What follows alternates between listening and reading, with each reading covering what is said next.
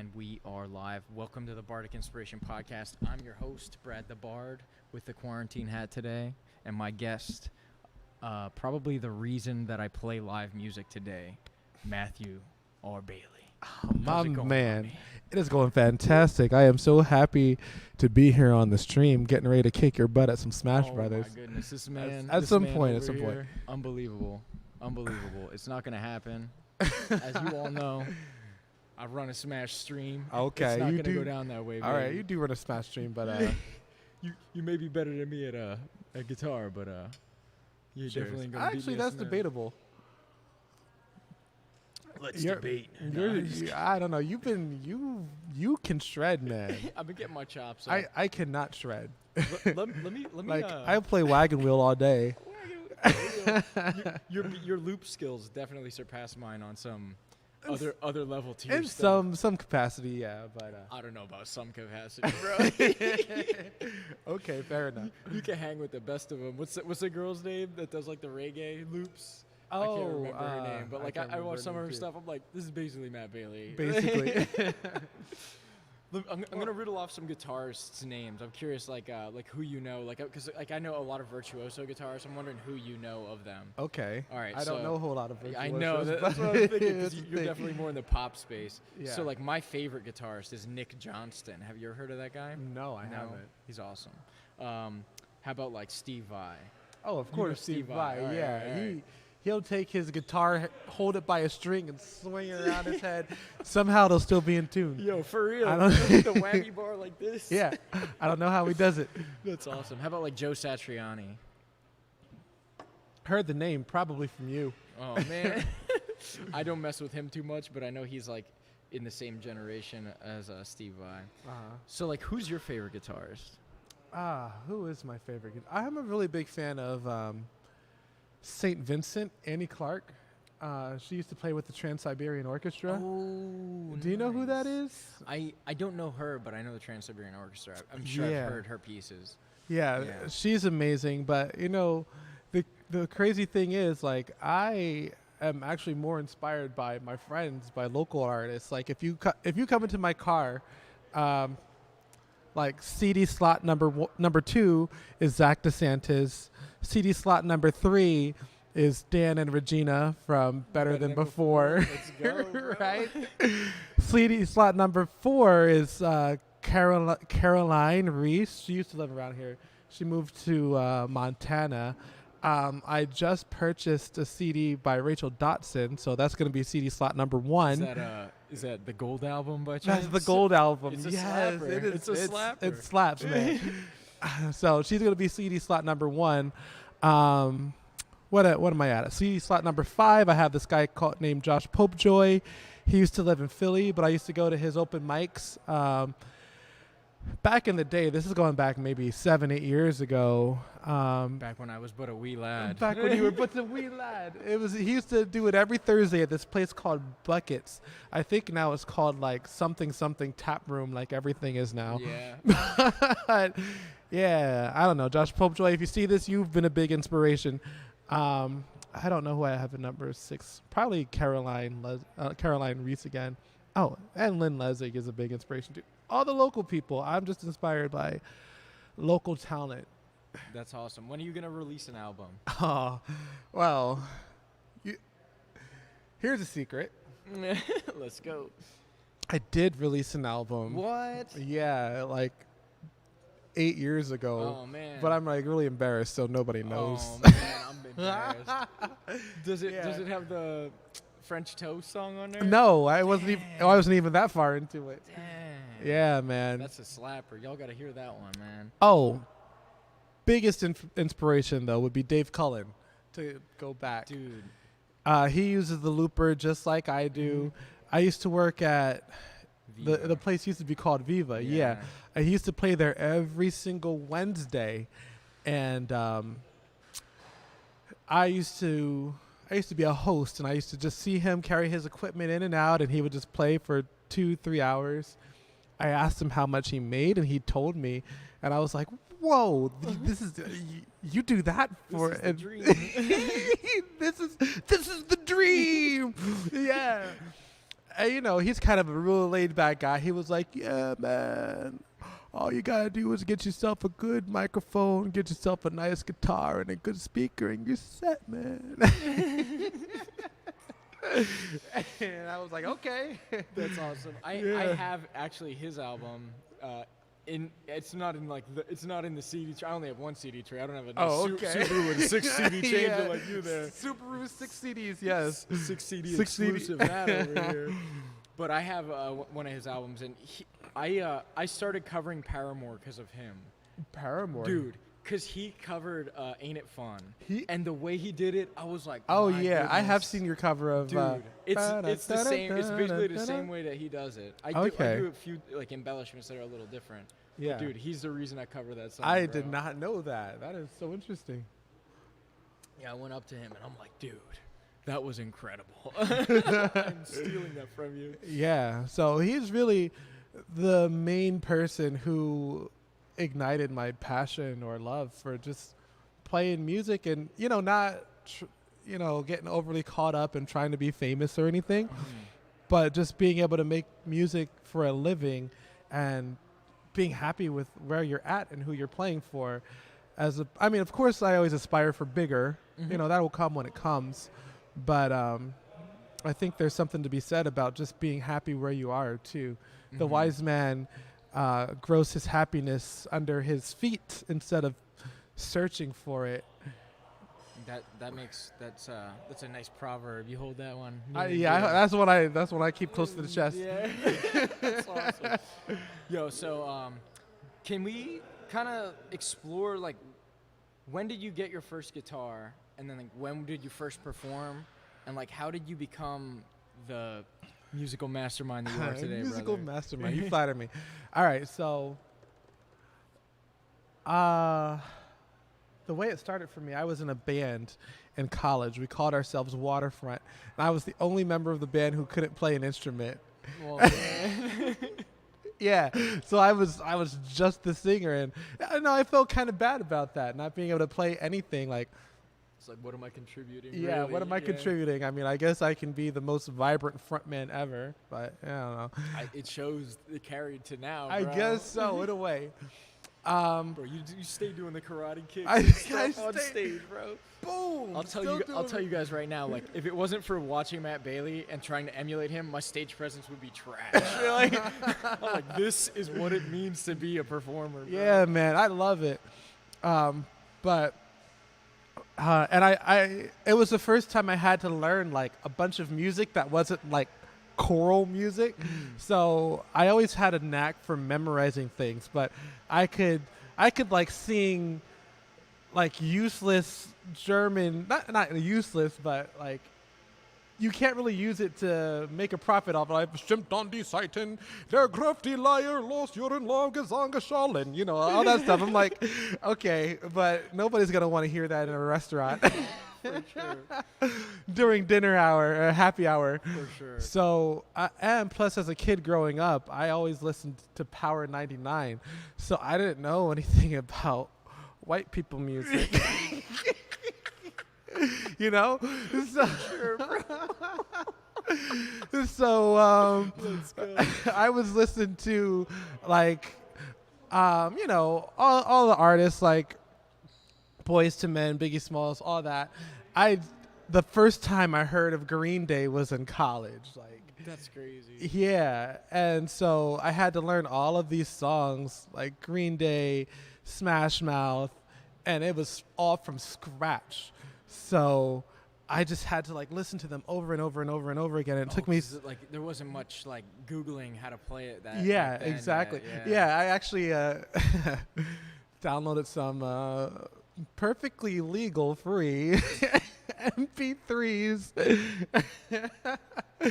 And when I learn music, I have to sounds weird to say, but I kind of have to become the song for a while in order to digest it.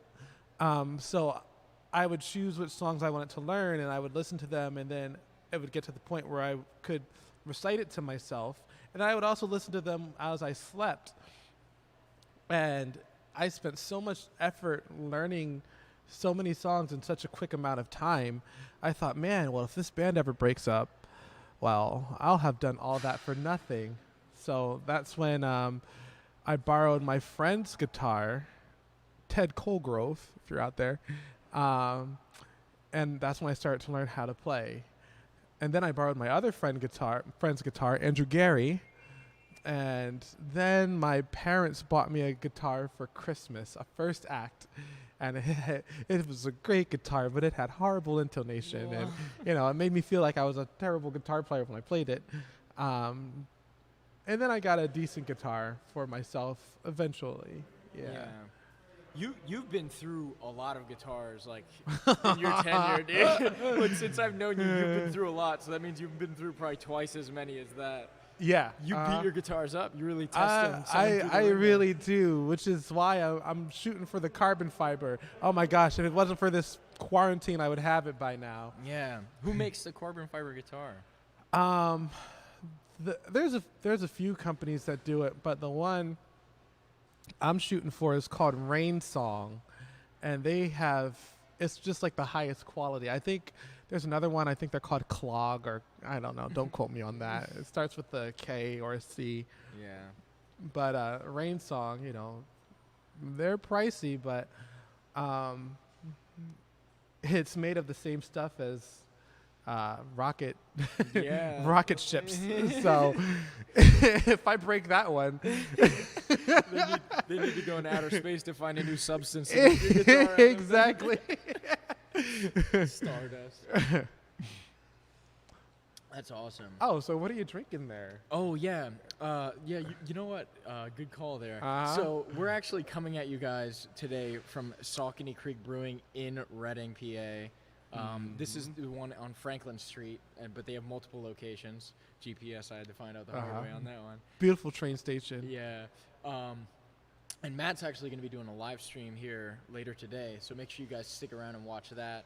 But at the moment, we are drinking a beer themed after the Berks Jazz Fest. Yeah. And actually, Jazzberry. Let me. We have some notes here. Oh. Yeah, there you go. Do you want to read that? Oh one? yeah, Jazzberry, amber lager with raspberry, and you can really taste that raspberry, shining through. It is solid. Cheers. I'll drink to that. Salud. Prost. So German behind. So you were borrowing guitars in the beginning. When did you start actually performing as a solo artist? Probably, I started performing as a solo artist horribly about 2 years into playing guitar. I think that's when I booked my first show. So, ooh, man. Yeah, so crazy. I was probably about 22, 23, something like that. Like a whole 3-hour boy? A whole 3-hour boy. Damn, bro. Yeah. Do you have one of your lists with you right now? Oh. Actually, yeah. Do you want to? I'll grab it, actually. Okay. Is it in your guitar case? It should be in my guitar case. If not, I have a whole bunch in my car. One moment. There they go. Oh, thank you. So yeah, this is my musical menu. So this is 10 years in the making right here. Yeah, the fruits of my labor. So this is about 250-ish songs that I've memorized. That you could, like, I can ask for any of these songs, and off the cuff, Boom. you can just sing it. Right off the cuff. You can perform this. Yes. Like the artist. Yes. Better than the artist. I mean, you have to adapt everything. But, the way that came about is... look how many. As I was learning how to play the guitar, one of the ways I learned how to play was I would think about the songs that I already knew how to sing.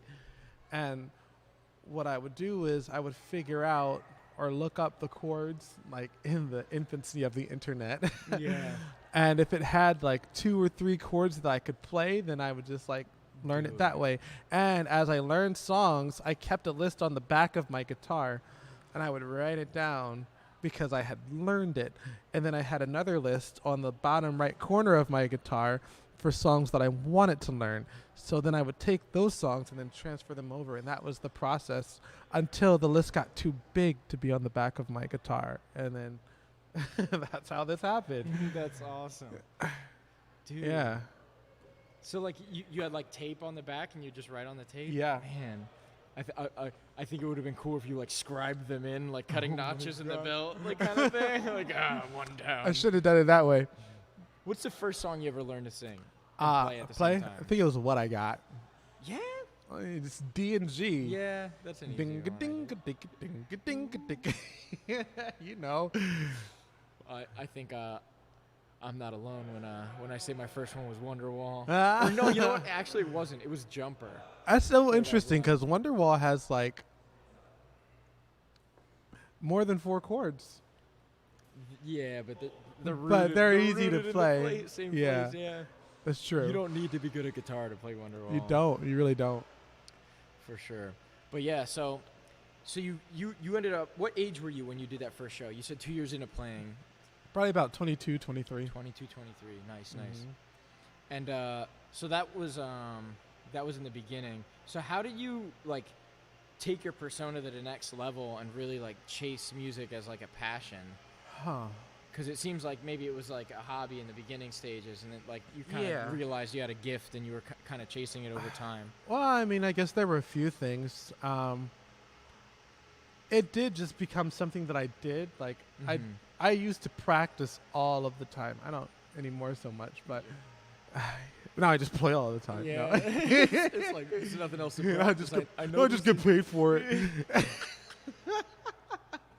No. I used to practice wherever I could. Like sometimes when I had roommates, I would practice in my car, like the back seat of my car. I used to work second shift security.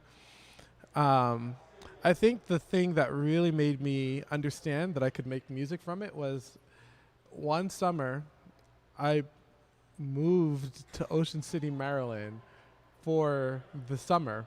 And I was out there with the street performers. I mean, I was a street performer, but you know, like the human statues and the magicians and the Spider-Man figures. I don't know. Yeah. Matt Bailey supports all the local magicians. I support all of the local magicians. But yeah, like I drove down there with, I guess I was kind of in a rough spot in my life. I drove down there with not even enough money to make it back home. Oh, wow. So like one-way trip, right. And I spent the night in my car for a few nights. But once I got down there, I had to go and get a street performance license, which was $7, which was the last $7 I had. Wow. Where do you apply with that, like to do that? It's like the municipal building in Ocean City. You have to actually go and you just walk in the door and you say, "Hey, my name is Matt Bailey and I'm gonna play music." And they're like, "All right, that'll be $7." They take a picture. Here you go. That's it. And then you're free to go. It takes 10 minutes. That's yeah, it is. And so like I put my tip jar out, started playing, and like the money just started rolling in. And then that was the first time I realized like, oh wow, number one, I'm going to be okay. Number two, when I play music, I make money. Nice. And then, you know, I had to figure out how to differentiate myself from the other performers too. One thing I did notice is that, well, there's different levels to street performance. I learned this from one of the magicians. There's like the trickle, you know, the people that just get money as people that get money as people walk by, and then there's the semicircle, which is they might have like a little crowd, and then there's a full circle, which is like those are kind of like the big time, like the magicians are like that kind of stuff. Yeah, exactly. So I was definitely in the trickle stream, but as far as trickle, I was doing considerably better than what the other people were doing because I had this, and it turned into more of a hustle. Like I would get one person, I would hand this to them, and they say, "You can't play all these songs." And I'm like, "Yes, I can. Pick one." And so I would pick one, and then they'd be amazed, and then they'd say, "Hey, this guy plays all these songs. You should pick one." And then that's how I kind of became into like the semicircle type of deal. And then I would walk by like other musicians that just weren't making as much, and it just felt so great to be able to like give them money too. Yeah, I had a really great time down in Ocean City, Maryland. So you did that for a whole summer? I did that for a whole summer, yeah. And like I really got to see the different sides of people. Like there were the people who would scoff at you and like, this, you know. Yeah. And then there were the people who would walk by and appreciate you and give you money. And then there were the people who would stay with you and actually meet you. And like in the state that I was in, like I didn't feel like any less of a human. But for those people to interact with me and treat me like a human and like invite me out to dinner after I finished playing, like it was. Were they just like random people or like yeah, locals? Random people. Wow. And sometimes the locals. The first person who did that was one of the human statues. So I was just finishing up my set and this golden man walks up to me and he says, "Hey man, when's the last time you ate?" And I was like, I don't know. Yeah. So so I'm walking with this golden man. Let's go, bro. And he takes me to an Indian restaurant, and everybody's like, "Oh, look at the gold man." He's like, "I'm not gold, I'm bronze." That's awesome. And then he's like, "Where are you staying at, brother?" And I'm like, "Well, right now I'm just staying in my car." And he's like, "You know what? I have a magician friend who's staying with a Yugoslavian puppet master." What? This is so lit, bro. And so the magician, I think his name was like George the Great or something. Yeah. George the Great is every year. He's my uncle. Yeah. Every year, a lot of the street performers from Ocean City, Maryland migrate down to, where is it? Florida Keys. And so George the Great was moving down there, which left Valentino, the Yugoslavian puppet master, without a roommate. So, he takes me over to Valentino's place, and Valentino's like, "Oh man, I don't need I like my privacy. I'm doing horrible accents here." Yeah. But then he said, "But you know what? I could use help with the rent." So for 3 months, I lived with this Yugoslavian puppet master who actually had the best guitar I've ever played straight from Spain. It was it like a classical nylon? Yeah, it was like a classical nylon, but it was like really torn up. But the quality of the wood was amazing. So sometimes I would take his guitar out, and he was cool with it. And he made the best omelets you'll ever have in your life. But give me the rundown. Long story. What's in the omelets? What was in the omelets? There was peppers, there was tomatoes, there was cheese, there was spinach, egg, of course. I don't know what else he put in there. The works. Yeah, the whole works. That Yugoslavian touch, you know what I mean? Yeah, man. So, wow, that is the longest answer to a question ever. But I think that's the thing that ignited that spark in me. And, I did develop some closer friends, and they could tell when I was playing, like, from my heart and when I was just, like, playing to play. And, and they would come up to me and they would say, "The next song I want to see you play with your heart." And I'm like, okay. And these friends were from Bulgaria because Ocean City has an exchange program where they have people from out of town, out of the country, come and work in the little restaurants. So every time you drive past a candy kitchen, that's most likely Bulgarians or Russians or Eastern Europeans that are crazy, dude. Yeah. You know the inside scoop, yo. I really do. And nobody parties like Bulgarians, man. That's so they crazy. were crazy. Nobody parties like Bulgarians. That's awesome. I don't even know where to take this conversation after that. Master, Yugoslavian puppet master. Yeah, Valentino. Valentino, if you're out there, what's up, brother? That's so epic, man. Yo, for real, bro.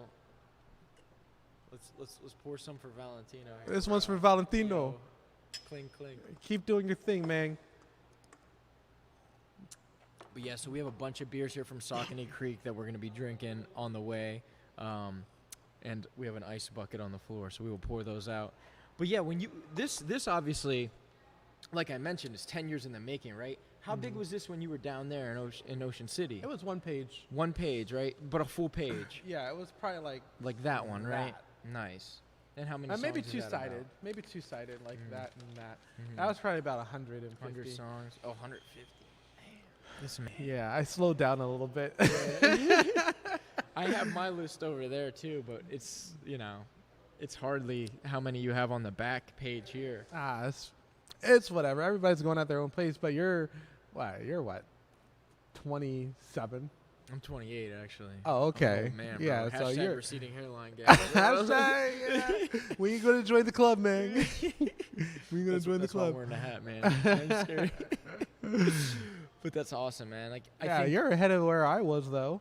Like, dude, that considerable means a lot. amount. That means a lot. I like to reflect on that, and you've been a console of mine for a long time in this practice. But yeah, man. So like, let's go from. So you came back from Ocean City back to Reading, PA, which is where we are right now. Which is where we are. Yeah, and then I just worked in education for a while. So I worked as an educational assistant for the Reading School District. I did that for about 3 years. Then I worked as an educator for Berks Women in Crisis, now known as Safe Berks. Fighting the good fight against domestic violence and sexual assault. Let's go. Did that for 4 years. But the interesting thing about that is I always moonlighted. Oh, of course. I always had 1 or 2 gigs a week. I always hosted an open mic. I always had music in my back pocket. And there came a point where I realized that if I would just really pursue it, if I would just really chase it, like I could triple, quadruple what I was making. Like, it was crazy. And so that's what I did. And I was doing great until this quarantine. Yeah, really. Well, like, that's awesome. But I just kind of wanted to take a step back really quick. Like you were saying how you worked for this, like the Safe Berks thing. What do you think about like the situation right now where like they're saying like domestic violence statistics because of the lockdown are up right now? That stuff's pretty crazy. I've been hearing about that too. And I could definitely understand why it would happen, because a lot of the reason that people are able to hide it better and escape more is because they have a schedule and they can get out of the house. Yeah. But when they're around their abuser all day long, and there's so many more opportunities to be, for there to be some kind of provocation, I don't know. It's a perfect storm. Mm-hmm. It's a perfect storm for that type of thing to be proliferated, if that's the word I'm looking for. Yeah. And also, there aren't places like Berks Women in Crisis that are doing, or Safe Berks that are doing education. I feel like that helps a lot too. But there's so many. Take care. There's so many different factors that lead to what's going on, So, I don't know. I don't know what. And it's crazy that you're affected so severely right now as well. Like, I actually, I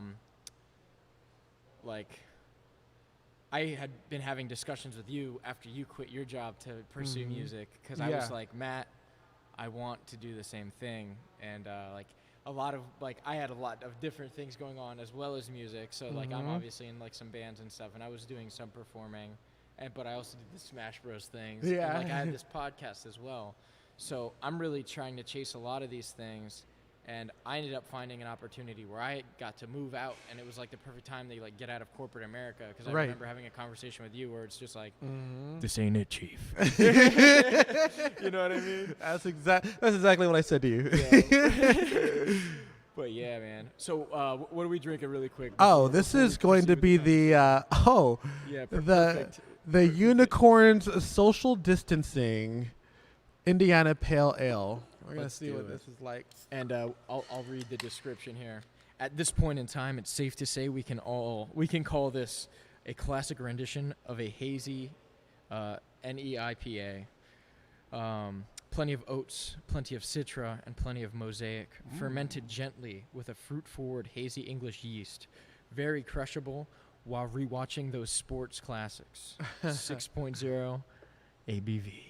Yeasty. Let's get it. Oh, you ain't gonna pour your boy up? Oh, my bad. Look how rude I am. A drip, drop, dripping. I'm not the best pourer, though. Yo. Let's try again. I will drink to that. Try number 2. This is a lot better than attempt number 1, though. Bam, look at that. Yeah, so I will say, like, while we're on the beer topic, that Jazz Fest one was incredible. You could really taste like the berries and stuff in it. Right. That was like a primary ingredient. And it's crazy because this was made for Jazz Fest, which is one of Reading, Pennsylvania's biggest moneymakers of the year, but the whole thing was canceled. I know. And that's one of the things that, I don't know, I just ponder about sometimes, like how many streaks have been broken because of this. Yeah. Well, let me ask you, what was an event you were looking forward to this year that ended up getting canceled? I'll tell you one of mine. You go first. So I went to DEF CON in Las Vegas last year. That's a big hacker convention, and it got canceled. And it was one of the funnest experiences I had, where it blended just partying with like cutting edge, specialized technology and cybersecurity that I was working in before my current situation. Oh, that sounds amazing. Yeah, it was super fun, and it got canceled this year, which is pretty whack because I have some amazing stories. I think search up Brian Tang, Bardic Inspiration Podcast, because he went with me. He's a friend of mine. Okay. Works in cybersecurity. Cheers to Brian Tang. Cheers to Brian. Me, it was just looking forward to playing some new venues. Like, I had so many shows lined up. No doubt. I had some weddings. Not that I was playing, but I have some friends that were getting married, and well, they're not getting married. I was going to be a groomsman in PR in April. It's crazy, dude. Wow. But I don't know. This is the world that we're living in right now. Yeah, it's pretty crazy. But we're going yellow, I think, next week. I don't know. We'll see. Unfortunately, my situation is like I left Reading to go to Philly to make a change and follow like a sort of passion that I had down there.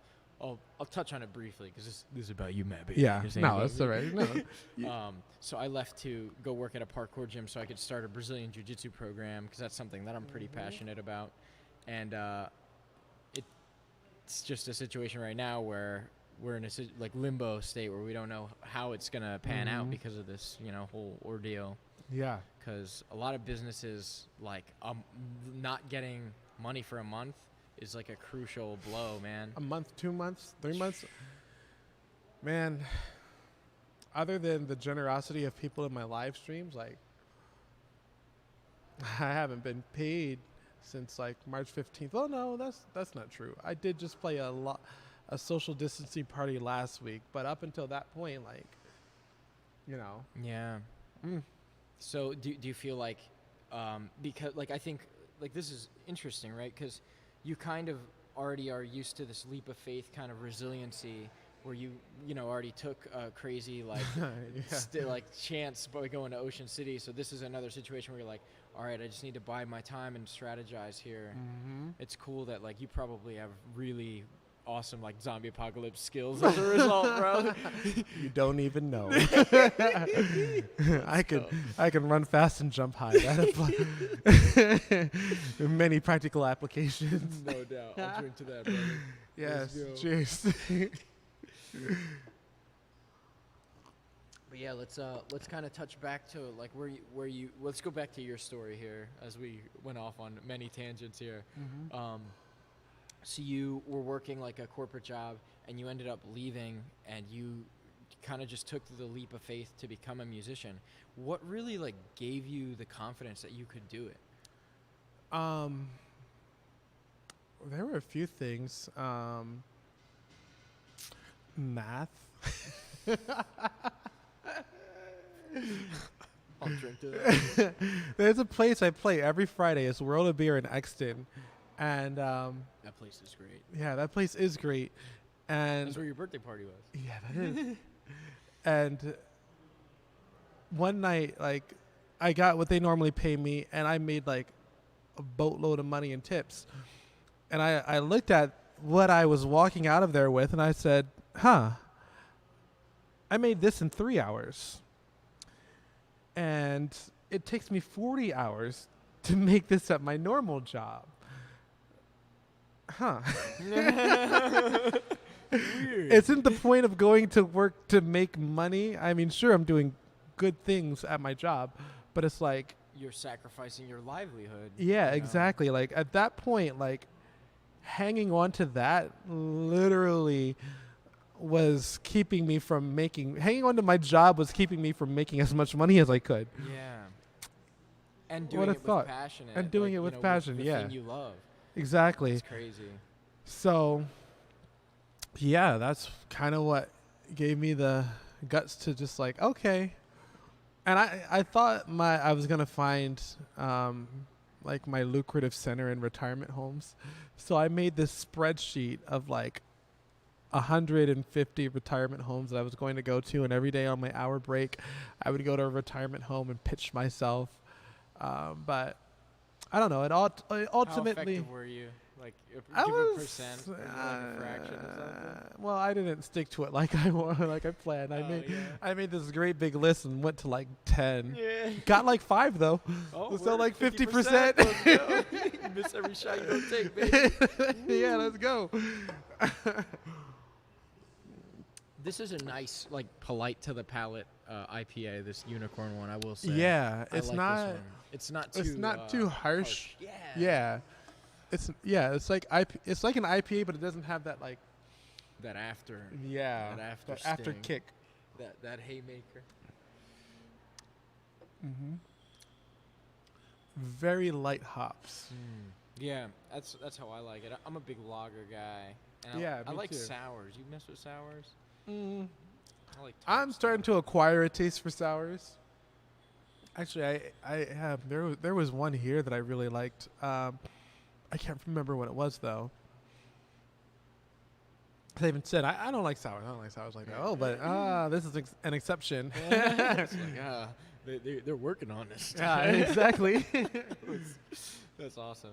So I can't help but ask about that shirt you're wearing, my man. Oh, this shirt. Oh, it's the climbing, break the mold. Well, I got this one from a super talented musician who I'm a fan of, who's also my I don't even know. I don't even know if I want to call you my protege anymore because you're like I could like somehow surpass you, which is unlikely. Yeah. And I would still say, yeah, I'm Matt Bailey's apprentice. Okay, fair enough. Because you're doing the dang thing, and I'm like I'm super proud of you. Yeah, man, I appreciate that. Cheers. Well, cheers to that. Oh, all right. I like your you got the flow going. Well, I do that because somebody once told me it's to commemorate the soldiers who died during battle. So whenever I cheers someone, you gotta look them in the eye so you have good sex. I'll drink to that. 3 parts, multiple parts of the cheer. The cheer, eye contact for the sex. This is for the soldiers, and then the swig. Mm-hmm. Who taught you that? What's the soldiers part? I don't get it. I don't. Well, it's just like you do. Slam it down like a mortar. Like I guess, no, like a mortar. I don't know where it comes from. Yeah. I don't know. I've never. I was in the military. I don't even. I don't even remember who told me that, but I always just think, well, it's a good idea. It's a good idea. Like, I don't know how much I support the military industrial complex. I understand why it's there. I don't know how I feel about killing though at all in general. I think like one thing I always say is like the best tool against evil men who are skilled at violence is good men who are skilled at violence. Yeah, you know and I mean? I definitely understand that too. You need the sheepdog to protect the sheep from the wolves. Yeah, violence is kind of inherent. I feel like on the planet. It is inherent on the planet. And maybe I'm speaking from a position of privilege to just not partake in it, to not feel the need for me to partake in it. I understand that there are people who do need to do it in order to protect, well, people like me, I guess. If I had to, sure, I would. I could. But I would much prefer not to. In fact, you know, and I even have, I guess, you know, back in school. But even then, like, I would only do what was necessary. Like, I could tell you a few stories. Let's go. Let's riddle one off, baby. There was this one time where at band camp. At band camp, yeah. No, there was this kid. He really didn't like me. I don't know why he didn't like me, but probably because you were too handsome. Probably. That was probably it. Probably because I was too handsome, and you know, I was like winning all the track medals and like getting all the solos in choir and band. No big deal.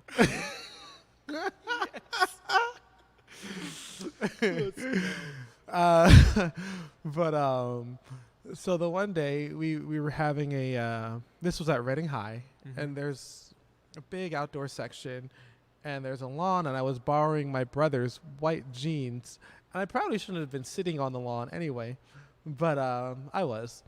But anyways, this kid comes up to me, and he scoops his finger in the dirt and wipes the dirt on my white jeans. And we're gonna call him Gary. Gary. So I'm like, hey Gary, why did you do that? And then he just does it again, and I'm like, okay. That's what we in the business refer to as a dick move. It was a dick move, right? So then I just stood up and I walked away, and he followed me, and he proceeded to kick me in the shin. And then I was like, look, I'm not trying to do anything. You just need to stop, okay? And then he tries it again, and, well, your boy took bujitsu.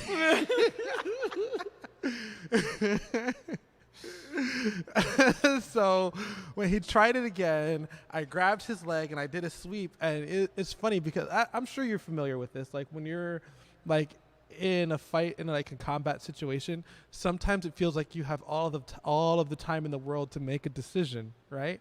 Even if it's a split second. So time slows down, right?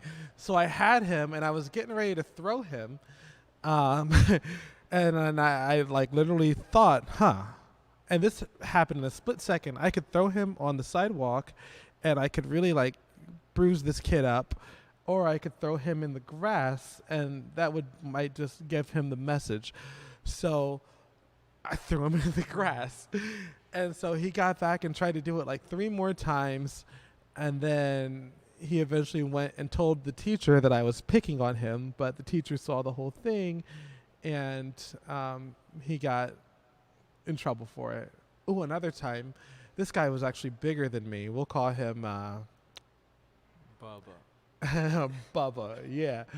So I was walking in the hallway with my friend Tim Baver. Tim Baver at the time, I hope you're not watching this. You know, he was kind of a dorky kid, right? I played the clarinet. I think it was a clarinet. But I used to walk from the band room on the first floor to the choir room, to the English on the 4th floor with him every single day because we were pretty good friends in high school. But then there was this huge guy. What did we say his name was? Bubba. This big guy, Bubba. And he says to Tim, he's just like, why don't you shut up? I don't know why he said that. He's like a guy that's taller than I was. And he just like decides to pick on Tim. And I said, no, man, why don't you shut up? And then Bubba goes, no, I'm going to push you right into that locker. And I said, try it. And so I had my book bag on. I had my trumpet in one hand and a pencil in another hand. And he tries to push me into the locker, but because of like the training that I had, you know, I don't like flex it or flaunt it. I was able to just manipulate the energy that he gave me, and I don't even know how I did it. I didn't touch him. I ended up pushing him into the locker with like my shoulders or something. Yeah, the shrug twist, and then just walked off. But that's how I would prefer to use violence. Like some people you can't do that. Some people you can't just give the message to. I understand that, but I prefer to use as little force as possible. And I could have easily just been like, all right, now I've got you, and like wailed on him. But well, why would I want to do that? I just want people to stop being assholes. Yeah, just reevaluate your life choices. Yeah, exactly. Reevaluate. Yeah, man. That's Matthew the Merciful sticking up for the little guy. That's right. That's awesome, man. So you are just a man of many skills. I have a few. Takes one to know one, baby. It sure does. You're quite the Renaissance man yourself. I try to be, man. I try to be. Is that your quarantine mask? This is my quarantine mask. My dad brought this for me. I like that one. Is that like that looks like it's got like a respirator. Like one of the official ones. Yeah, that's pretty sweet. Now my dad is awesome. Your dad was like a wrestling coach at Reading High. He was a wrestling coach, but he was also an All-American wrestling athlete. He was second in the nation in his weight class. What's the name if people want to do some research? Oh, Ricardo Bailey. Let's go. Yeah. I'll drink to that. He was Papa Bailey. He is a Giving beast. him that grease. Papa Bailey. And he's I attribute a lot of my success, well, in a lot of things to him. Like that extra drive, just a little bit extra. Like after track practice, my dad was kind of a big, bulky guy, and so I would do track practice with the team, and then he would hop on my back, and I'd have to run some more. With him on my That's back. Crazy. Yeah, I just had to work just a little bit more than everybody else, and then we'd be driving home, and I used to live on the top of a pretty big hill, so we'd be driving home, and then he would just stop the car. All right, get out. And then make me push the car up the hill. What? No way. Yeah. Ow. And it was a minivan. No way, bro. I don't even know. I lift weights. I don't even know if I can push it. Yeah, well, once you get it going. There's no stopping. It's once not it's too going, bad. But you better not start slowing down. Yeah. That's epic, bro. Do you It feel is. I know when I was in high school, the year I graduated, I think, I could be wrong about this, someone fact check me if maybe I'm wrong, but I know that Reading was ranked as like one of the top 10 most povertous cities in America. It was the poorest city in America for a time. I don't know where they got that statistic from, though. Yeah, I wonder like what amalgamated to make that, but I think suffice to say, this isn't the easiest town to grow up in. It's not the easiest, but it's certainly doable. Yeah, no doubt. But do you feel like because of like the conditions maybe you've seen, like I know I've seen some people make mistakes that made me maybe not make the mistakes? Yeah, for sure. It, you know? I mean, there's so many things I could say. It definitely gives you a sense of empathy. If you're that kind of person, it can either harden you or soften you or do both, I think. Mm-hmm. Harden you and soften you and just make you wiser in a way. Yeah. I think like something stuff, I carry, like kind of with what you were saying, is I have a healthy dose of skepticism with things. Oh, yeah, for sure. Result, you know? For sure. A healthy dose of skepticism, but I think in a town like Reading, though, you can't let the city define you. You have to define yourself, because there's enough bad people here that if you let the city define you, you might fall into that trap. Corruption, yeah. Into corruption or gang violence or whatever it is. Yeah, it's easy to be manipulated here. But if you have and this is why, again, I had great parents. My mom was amazing at keeping me and my brothers from that whole path. Like we grew up on Gordon Street on the northwest side of town, and it wasn't the best part of town, and I had a few neighbors who were into some things like right across the street, and me and my brothers always thought it was ridiculous that my mother would not let us cross the street. But now I know why, because they were doing all kinds of things that, you know, I don't want to talk about on the stream. But yeah, she really protected us from it, even though it was right there until we moved to the other side of town. Then, you know, she gave us a little bit more freedom, but yeah. Yeah, young minds are easily influenced, so that was a great. It seems like, man, your parents really, they had it together, man. Yeah, they did. That's awesome. It's crazy to think. They were probably my age when they were doing it. Yeah. So I was really lucky, and they're still together. Yeah. What? I think it's 43 years, something like that. It's a little bit of time. A little bit of time, yeah. Man. I think like marriage now is like, it's crazy, man. I don't even know. Well, you got to be careful, dude. Like it's scary. It is just scary. Seeing the statistics, it makes you.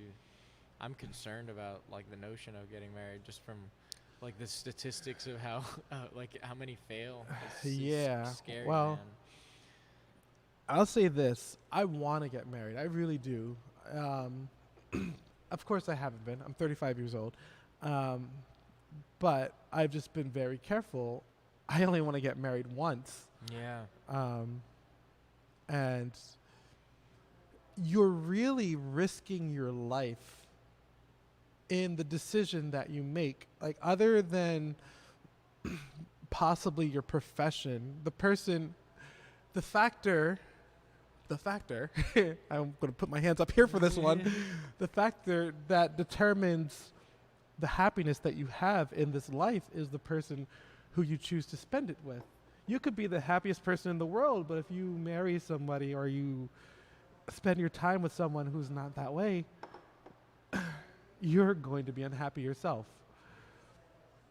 And it's so interesting. I see so many people in so many relationships that there is that one person that's happy, that one person that has life, that one person that has joy, and then there's the other person that doesn't have those things.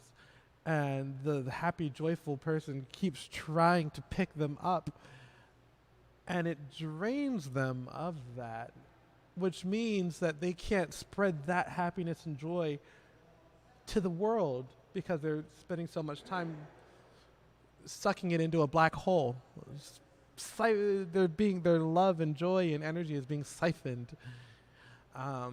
I've definitely been in relationships like that where I feel like, in not just like romantic relationships, even friendships can be like that. Yeah, exactly. Yeah, and it can be like, especially like, I think you and I have a similar temperament where we're pretty extroverted. Yeah. And an adage like that I keep pretty close to the chest myself is your personality is the average of the 3 people you spend the most time with. Mm-hmm. And if they're like a negative worrier kind of person, that's going to negatively impact you. And like being a creative like yourself, that's very like, you need to be very careful who influences you, because your job, like, you know what I mean? Your livelihood is dependent on you being able to Bardic Inspiration on the crowd and, you know, giving people a good time, baby. Yeah, exactly. And if I can't give people a good time because I've spent all my energy on somebody who refuses to have one, not even refuses, but has a harder time, you know. It is a harder time. Yeah, I think I like to try to take responsibility for as much as I can. Like in a situation, like if something I do fails, I always look back like, what could I have done better? Mm-hmm. Of course, you can easily identify everything the other person did wrong. You can bullet point that. You can do a PowerPoint on that bad boy. You can, absolutely. But can you self-critique? What could you have done better? Yeah, and that's exactly it. I think the same thing. Like I look at some of my past relationships and I think of, there's a lot of stuff I could have done better. But then there's a lot of stuff that I did right too. So it's like, I don't know. It's all a learning experience, I think. And if things are meant to be, then they're meant to be. But who knows what destiny is anyway? Yeah, really, bro.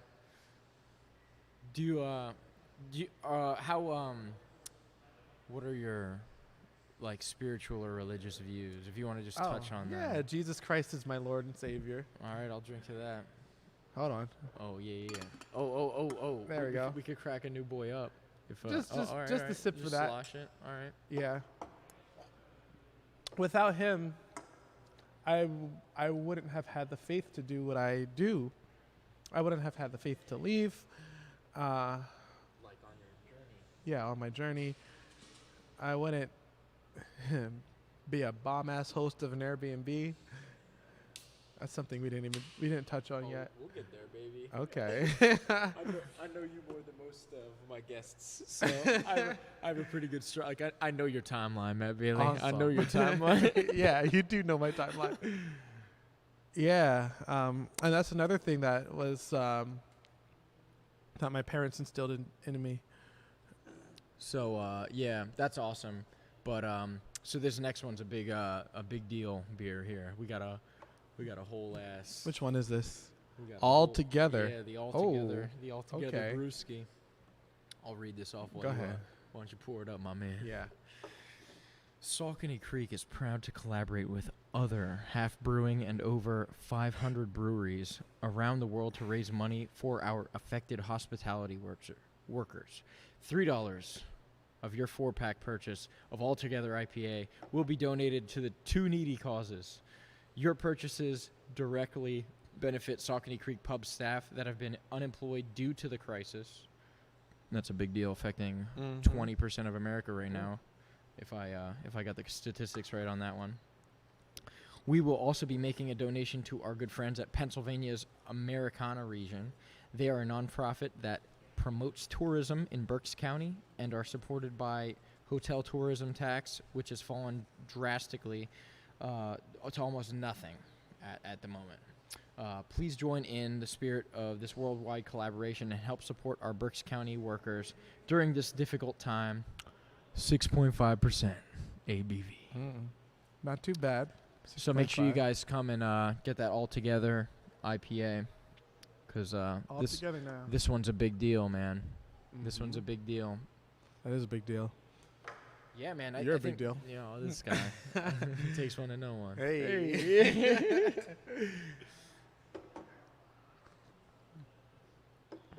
Yeah, so, 20% I think is the statistic I saw that's affected by this right now that are unemployed. 20% of people are unemployed? Of Americans. I would have imagined it's more than that. Really? Yeah. I mean, I know a lot of people that are working from home, but yeah, like especially my bartender friends. Like, oh yeah, dude. Yeah, they're done. I guess it's different if you think about like your line of work versus, you know, companies that have 1,000 employees versus the bars. Exactly. Yeah, I guess it's crazy to think like you were saying, like touching on empathy. You got to like kind of reach out and think of all the people. Like, you have to put yourself in 300 million pairs of shoes. 300 million. Oh, we got Vedinian in the chat. Chris was actually on the show. I think you might know him, Chris Vega. Oh, you had Chris Vega. He's my cousin. Oh. let's have one for Chris Vega. What up, baby? Chris Vega? You went to school with him? Into Reading High? He was in Reading High band as well. How did I know him? That's why I think you might know him. Yeah, either that or I met him after somewhere. How old is he? Chris, throw in the chat your age so we can touch back on you. I think he's at least 30. Yeah. I can't remember where I know him from, but yeah. Oh, he's got to be way more than 30 now that I'm 28. Because he was like 16 when I was 10, I think. Mm-hmm. Hey, what's happening? What's good, baby? It was good, baby.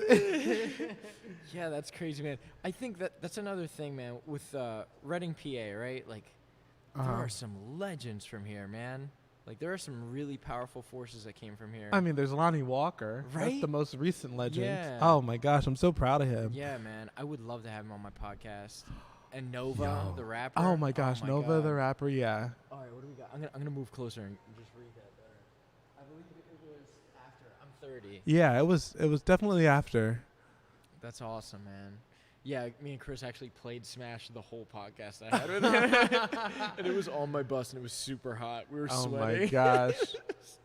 It went. Battle of the awry. Titans. Let's go. What is he saying? 31, actually. He's 31. Mm-hmm. You're an old man. You old man. I'm an old man. 35 years old. Yeah. Are you 35? Mm-hmm. I got some catching up to do. You're doing great. All right, man. Yeah, you're doing great. You. I think I didn't figure out how to make music my full-time thing until I was 33, 32. All right. Yeah. I'll take that. You got time. Yeah, you got time. Man, that's crazy. So I really want to touch on like what advice can you give other people, like not just me, but like let's say there's a kid that like maybe he's in a job where he's stuck, but he's passionate about some art form, and maybe he's making some like moonlighting as you were. Like, what advice can you give him on like chasing his thing? Like you were saying, math is a big thing, right? So can you give some like legitimate, like, hey, calculate this kind of stuff? Actually, before you even go into the math, I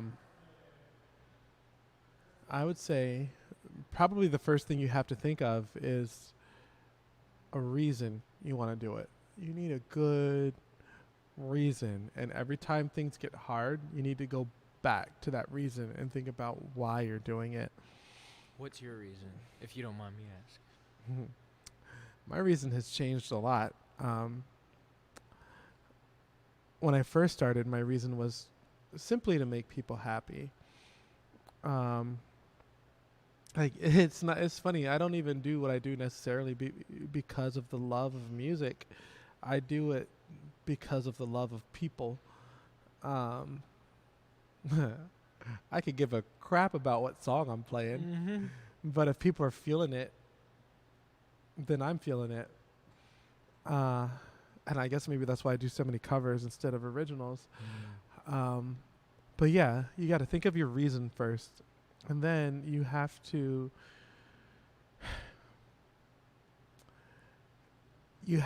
add value into the lives of people. If you can figure out how to add value into people's lives, then you can make money. You can sustain yourself because you are then valuable. If you create a product that people want because it adds value,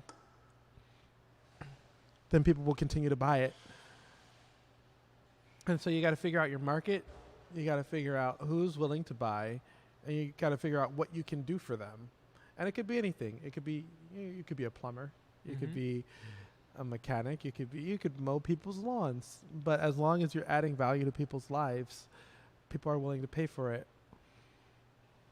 Touching on that really quick, I think like I've had this conversation with you before. That's why I can bring this up. You learned like so many different songs and so many different genres that enable you to play in so many different places for different demographics and things like this, right? Yeah. Like you were saying, like when you were in your like early 20s, like late teens, yeah. You didn't even hear of white people music like Green Day. Yeah, you know what I mean? I didn't even know white music. So that's so cool that you've I didn't know no Sting. I didn't know Bon Jovi. Who is this? Who's Bon Jovi? Who's Smashing Mouths? What is this? What is Smash Mouth? Are they devil worshippers? That's where my mind was. No doubt, bro. But like, how did you transcend like, because I'm sure it took you time to adjust to those genres where you're like, man, this is whack. And then you were able to cover it. Because I know I've had that where I didn't like a genre and then I found a song I liked and that was able to get me in the door. But you were able to do it on steroids with this list, bro. Maybe. Well, I can attribute a lot of this to one person, Nate Tussey. This is the one guy that could beat me in the hurdles. One guy. No, there were a few more. But Nate Tussey is the one that sticks with me. So we were on our way to a track meet, and I was telling him how I didn't like country music. He's like, and he's from Boyertown. I don't know if you know anything about Boyertown, but it's kind of a racist place. And there are some things that are synonymous with racism, like country music. Are you telling me that they fly Confederate flags out there? Yeah, they sure do. They sure do. Oh, that was a whole thing, too. When I was working at Berks Women in Crisis, there was this guy who flew this giant Confederate flag. I took a picture of it, put it on Facebook, and the post just like blew up. And then I almost got jumped. Oh my gosh! No, I didn't almost get jumped. But they definitely confronted me about it. Like you know, I got your back, baby. Cheers. Let's go. Yeah. Long story short, for that one, I was there in Boyertown to do like a mentoring program with some kids that were in trouble. And on my way in one day, I saw this giant Confederate flag waving off of somebody's truck. And so I took a picture of it and posted it on Facebook and was like, I'm just here to do this program. And there's this flag. And then everybody starts going off on this person. I'm like, well, hold on. You don't really know what he's about. Like, maybe he just doesn't understand. And then he comes on the thread. I don't know how he figured it out. He was like, hey, I'm not racist, and I'm not this, and I'm not that, and I'm going to the school of my choice, and I'm not ignorant. And then I ended up like trying to defend this kid on the thread because people are just like ripping him a new one. And then the next time I went, keyboard warriors, bro. Yeah. And then the next time I went there, these three guys were walking to their car. They're high school kids, and they were like, "Hey, you the one that posted about our friend?" And I'm like, "Yeah, that was me." He says, "I got a flag on my truck too." And I'm like, "Let me get a picture of that." That's what I should have said. But I was like, all right, I mean, you're entitled to do what you want, but I just want you to realize like the effect that it has on people that might see it and what they might think, all of those things. And then that was the end of that conversation. But anyway, this kid from Boyertown, who I was on a track team with in college, who beat me every single race in the 110 meter hurdles. He was like, I was like, no. He asked me if I like country music, and I was like, no. And then he gave me a country music CD, and it was everything from like the Dixie Chicks to like Garth Brooks to like Kenny Chesney, all of that. And I was just like, whoa, this is amazing. Like, I never took the time to actually like sit down and listen to it. So I had my little CD player, and I would listen. The Walkman, yeah. And I would listen to his country music CD on the way to track meets, and it would always get me so hype. And that was kind of one of the things that made me not think about genre so much, but the quality of the song in itself. And there are some songs that are good that have bad production that if you break them down, they're still good songs, like like anything by Fetty Wap,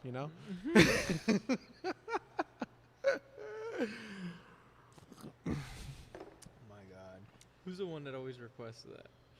Cassie. She loves it. Yeah.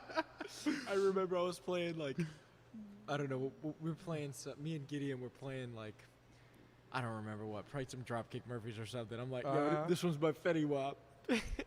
Just because I just wanted to holler at her. I'm like, dang, she found when she'll be mine. Yeah. That's awesome. So yeah, back to like, we went off on like 8 tangents. I sure did. I'm really bad at this. We're growing, man. Cheers. It's not often I get to just like spout out all of this stuff. Yeah, man. I think your tale is an epic one, man. I think every time I talk to you, Matt, it's a really nice. It's a nice new perspective on reality, man. I like to put myself in your shoes because you're a real one. Hey, thank you. Drink to that. Let's drink to that. Drink to the real ones. You're a real one, too. I try to be. But yeah, where were we, right? So the guy that's how you transcended your ability to get through other genres of music and stuff. Yeah. I can't remember what we were talking about before that. But Chris Vega got another comment. So let's touch on that.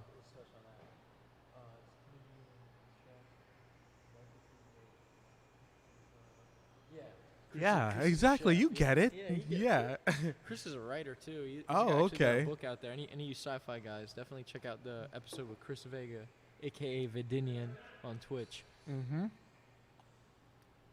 Make sure y'all follow my man Matt Bailey. I'm gonna assume that his handle's right over here. He's on all the social medias. That was pretty good. If you got that, we're gonna see. It's like, No, it's probably right under.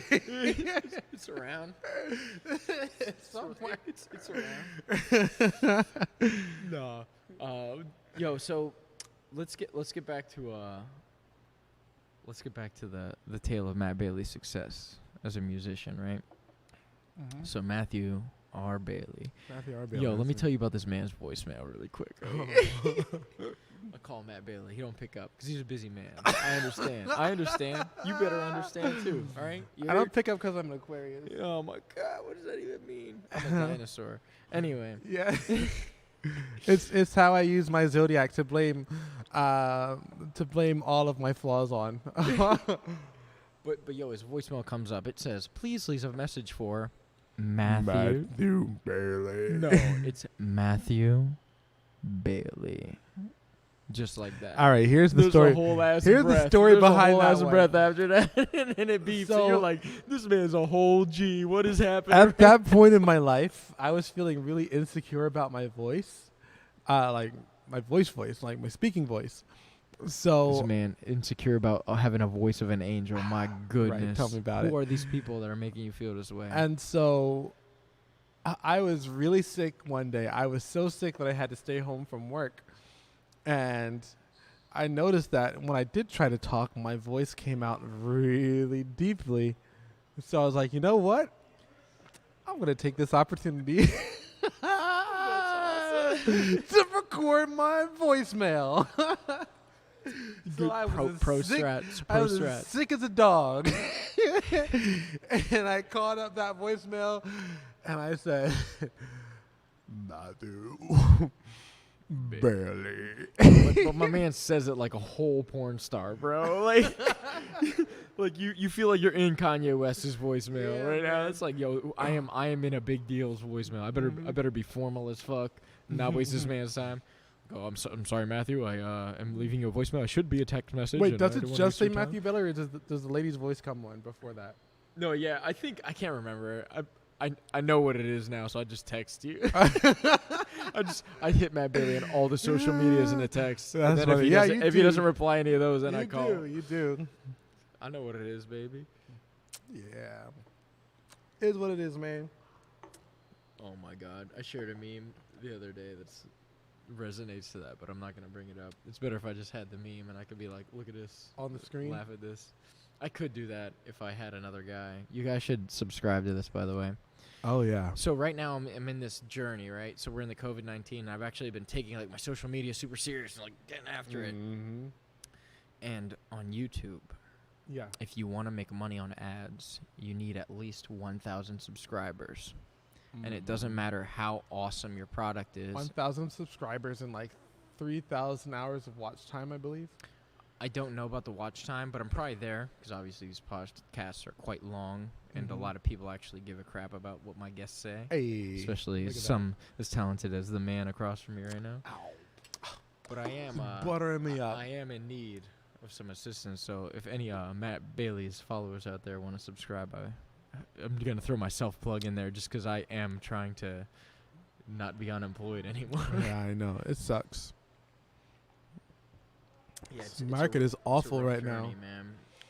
It's a rough journey, but I think like living in America and using the tools that the internet gives you, like there's no excuse that you can't figure out a way to make your life better with the. You're right. You know, you're right. They're like there's so many ways. As much as this sucks, there's something you can be doing. There is, and even if it's something that you don't even like doing, you can still do it. Yeah.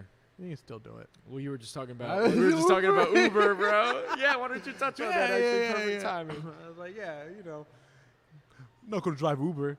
Now I could drive Uber, and that's something that it feels good to be able to say that you can always fall back on. Well, maybe not always because my car is 2011. I can drive Uber until 2021. That's crazy. Yeah, because they have a restriction. 04. Yeah. So I couldn't even Uber if I wanted to. You could still apply. Uber Eats. You can still do delivery dudes. All right. I hear delivery Those dudes guys is make all right money though. too, I Yeah. heard. Delivery dudes is all right. I have a friend that does delivery dudes, makes like $80 like in 4 hours. Yeah, I mean, I've seen people spend $43 on a burrito before, so I believe it. I don't know why it's so expensive, but I've never. I don't know why I don't do it. Actually, I'm doing nothing but playing Final Fantasy VII all day. Yo. Remake. Yeah, I haven't played it yet. Is it good? So good. It's so good. Let me ask you this, because I haven't looked into it at all. Is it still turn-based RPG style? Yeah. Nice. Well, it's not turn-based. In fact, the original one isn't even turn-based. It's active time battle. It's an active time battle system where there's a gauge that fills up, and that's when your character can go. Now, the thing about that makes it different is you can switch between your characters the whole time, and you can always do like basic attacks. And when you connect with basic attacks, it fills your active time battle meter, so you can do like one of the attacks that you would do like on the original Final Fantasy, like cast a spell, or like do like limit break. No, limit breaks are it takes a little bit more to get a limit break, but I don't know. I haven't played it yeah. yet. I only know about the old one, and I know about Cloud and Smash Bros. It's right so now. good. Oh, do you know about Cloud? I know a thing or Your two Cloud about it. can't see my Mega Man. My Cloud is ass, actually. I don't play Cloud at all. You probably cannot see your Mega Man at all. Old boy will run circles around me. Actually, my Mega Man has a little bit of rust. It's been a while since I've oiled him up. You better go fight WD-40, man. Oh, man. I will say, this unicorn social distancing boy, Yeah. it's hitting me a little bit. A little bit too. Take it. You're gonna take that Uber home today. Here, Cheers to let me Ubers. go ahead and this is what I'm gonna say. Let's bottoms up, and why don't we do a set here? Yeah, let's do it. Let's do a quick set. Bottoms Bottoms up. up. Yeah. Okay. Oh wait.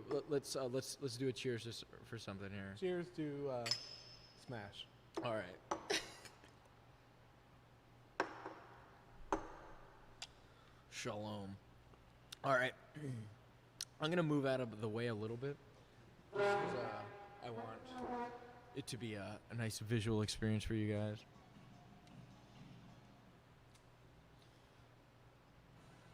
Oh, we going in. My name better still be on here. Why would it not be? Bard rules. Bard rules. All right, let's. All right. So I usually gentleman's PS2, but you know what? Oh, You're my guest. You can pick. You can pick Matt Bailey.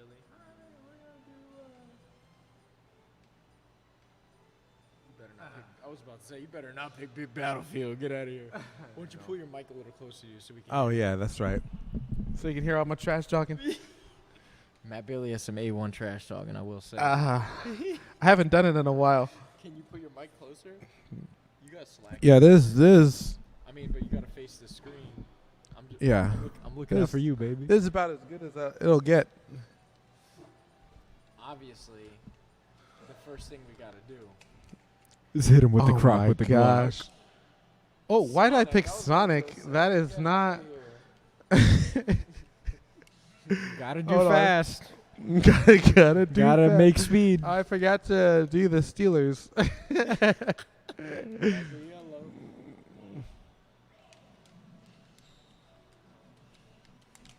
Oof. Oh, give him the grease early. Oh, that leaf shield is busted, bro. It is busted. That's why I use it. Oh my goodness. Oh my damn. Oh my goodness. We going ham.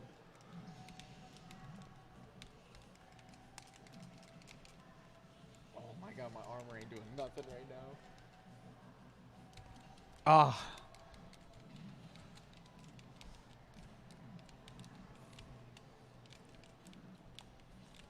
Oh, crap. Okay. Lucky. That's what you get. Leave it luck. Get off my stage.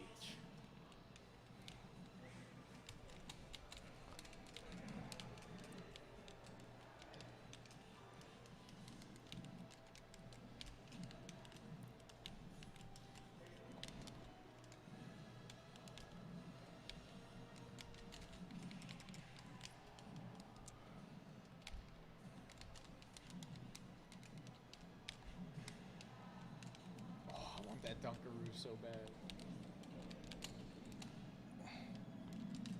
You're not going to get it. We're gonna find out, baby.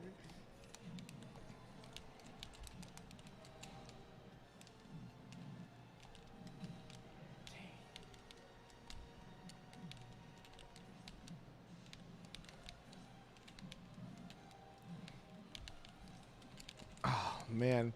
I'm doing all this. I'm going to get you with that Dunkaroo, man, really. Ouch. Oh! Hard punish. That's what that was. Ooh, that again, was a hard bro. push, too. You going to let me give you them bags that much? My goodness.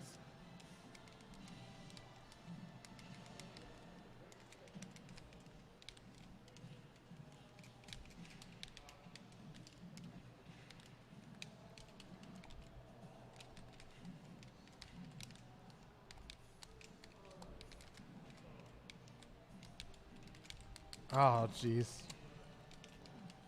Oh! I almost killed myself.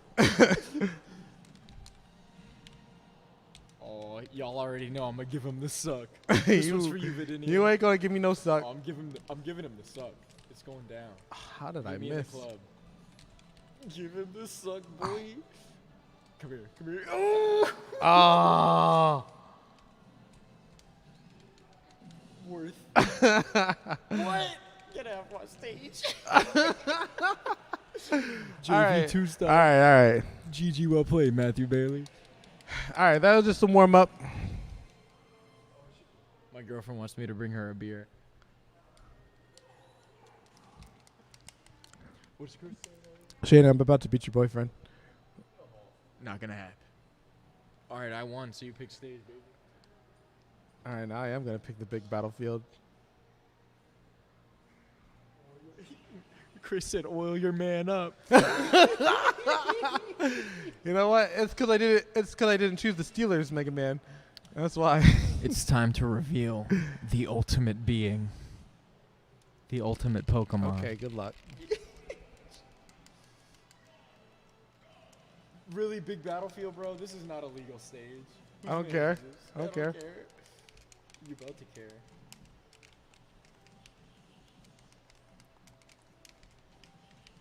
Oh my goodness. Oh my damn. Oh my goodness. We going ham. Yo, Mega Man, real rap, annoying as hell. I know. Bro, how do you even... Alright. We're gonna have to reassess this situation here.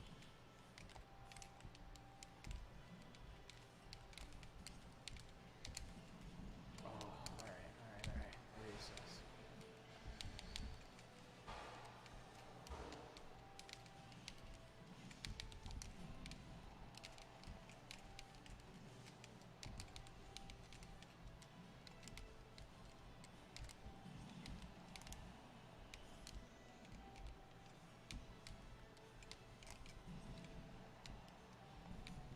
Oh, Let's go. that was lucky. Oh, I don't believe in luck. Okay, neither do I. Get that leaf shield nonsense out of here.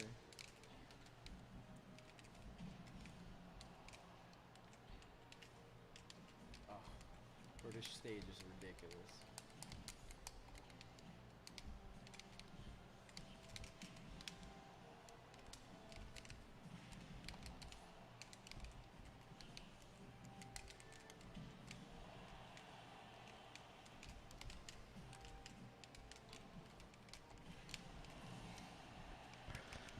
Don't blame it on the stage.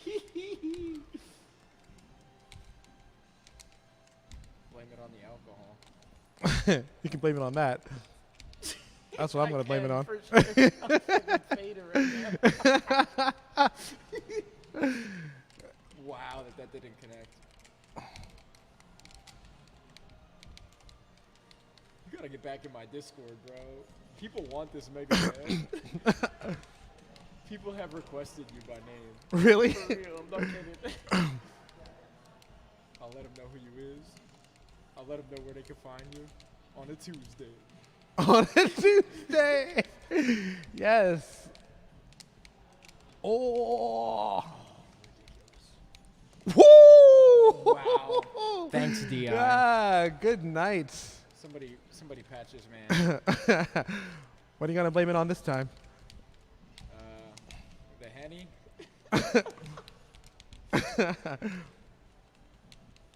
Don't celebrate too early now, baby.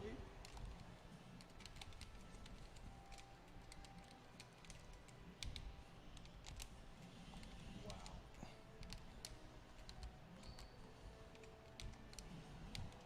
Unbelievable. Oh, that's not what I wanted to do. Oh, that's not what I wanted to do at all either. Oh my God. We still in this. I had all that rage gone.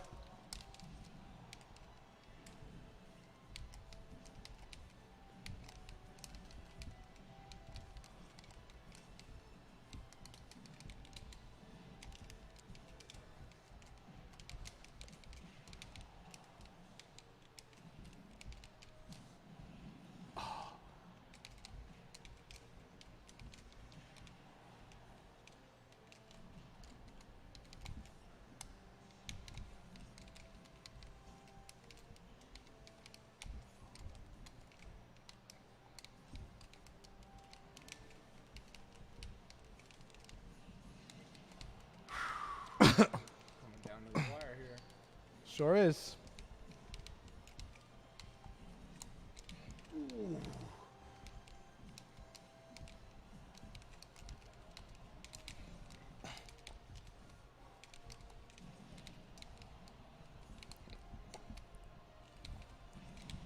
Oh my gosh. You hear the chanting for, right? Yeah, that means you're losing. Something like that. Something like that. All right. Close game there, Mr. All right, Bailey. one more. Best two of 5. I mean, 3 of 5. Chris said, damn, he gave him the suck. All right. It's all you, man. Going back to fun. What's that? Yeah. Yeah, absolutely. All right, where are we at? Who do I want? Oh, I got to hit him with the last man. These are like my 3 mains here. So, this is the real deal. I'm about to cast a spell on you, Matt Bailey. Cast a spell. All right.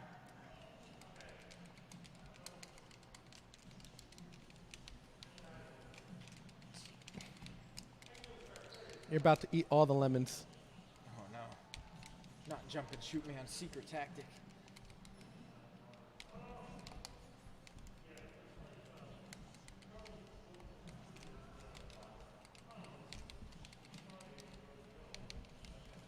Ooh, all right. I gotta play smart with this.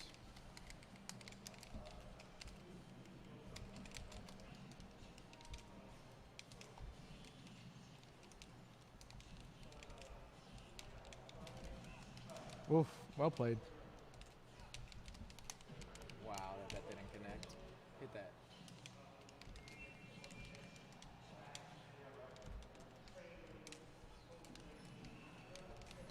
Ooh, alright. Headshot. Wow.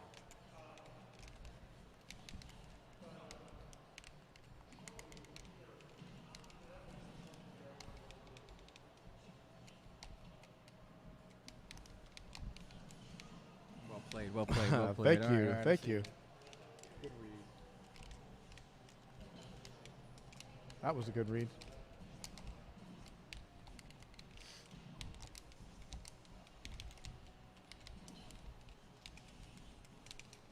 Oh,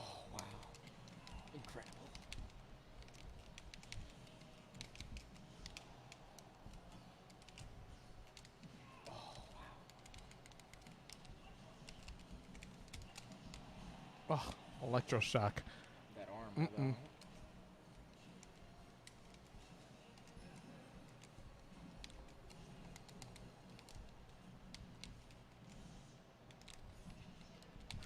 That pressure. Ooh, that's some good stage pressure that you got there. Oh, crap. Oof. Well played, sir.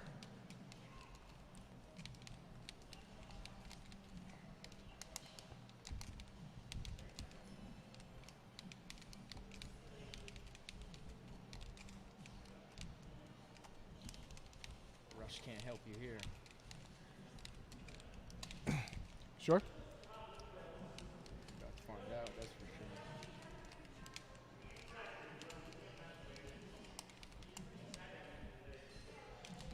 Ooh, Shoryuken, that was greasy. Busting the man's shield here. That's right.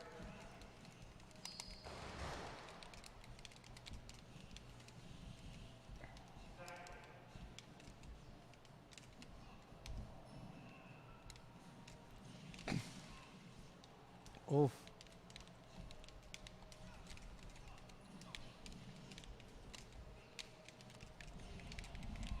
Oh, that'll do you. That'll do it.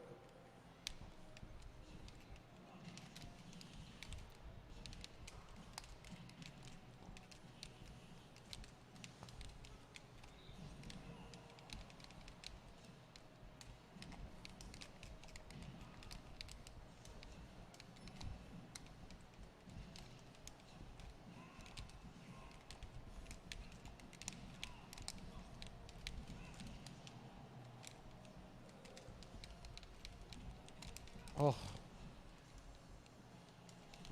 Oh, how did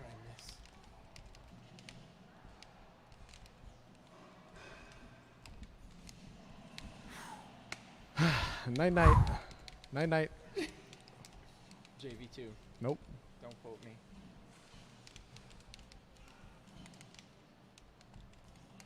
Oh, JV2. JV2. All right. Hold on, you gotta see my peach though. You gotta see my peach. We're gonna do one more, baby. We're gonna do one more, baby. One more. Time is it? Who do you want? I want the king. Very well then. The croc with the Glock. The croc with the Glock. The 45 caliber about to killer get that beat by slays the the beach. gorillas. It's not gonna happen. She stole my outfit. What is going on here?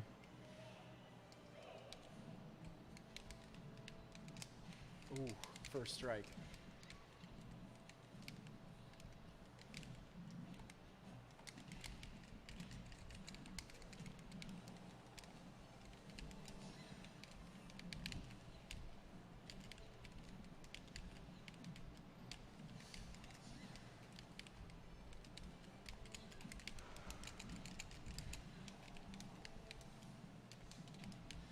Oof.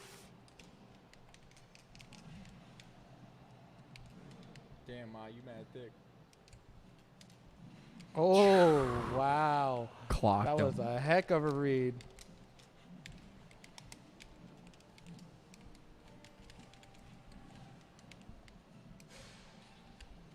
How did I miss that? Give him the suck. Oh, that was about to be a whole dunkaroo.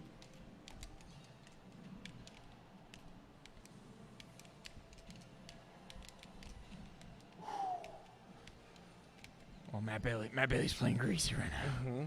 We're playing hardball. Get off my stage. Oh, come on, let it happen. Thought I was gonna fall for that. Let it happen, come on. I want the dunk so bad. I got 3 stocks. I'm gonna get a dunk. Mark my words. You're not gonna get it done. We shall see, Matthew.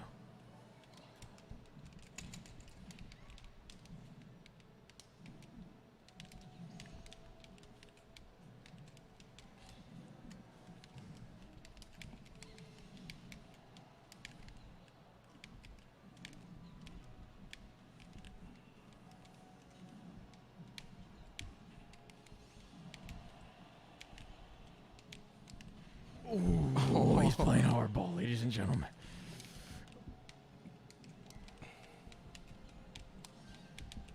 Give him the suck. Oof. Ooh, that's not good news. Oh, I was about to say, don't you die without me. Oh my God, that was almost it, ladies and gentlemen. Oh, or I'm gonna kill you with that. Ooh, all right. She's digging for him.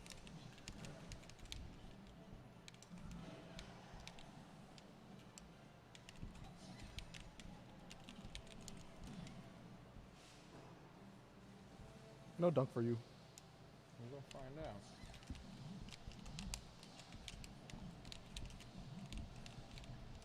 You have an awfully high percent there. I need to be careful with what I hit you with. Damn it, too high of an angle.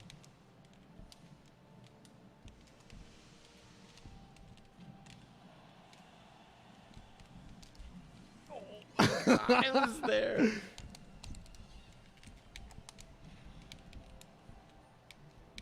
You are too greedy.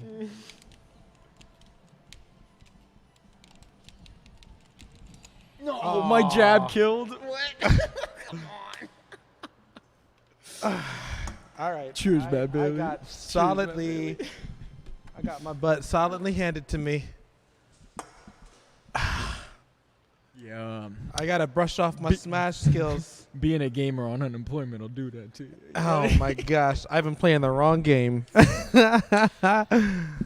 Hey, All right, so you guys still out there? We got Kutztown Golden Bear. Kutztown Golden Bear. Golden Bear. If you want to pour it out. Golden Bears. Here it is. We're gonna talk about it. So the Kutztown Golden Bear, pre-Prohibition style Pilsner, brewed with authentic American lager yeast sourced from a defunct Philadelphia brewery. High-quality Pilsner malt adds a lightly sweetness. I feel like it should say light sweetness, while balancing the delicate use of noble hops throughout the brew. And that's for you. Hashtag Well read. unintentional rhymes. Unintentional rhymes, indeed. All right, we're going to throw this bad boy on sleep mode and not get distracted further. Oh I my wanted gosh. to bring this up. This is an unrelated topic to Okay. you Salute. per se, and Ganbai. Let's talk about the beer first. What do we got?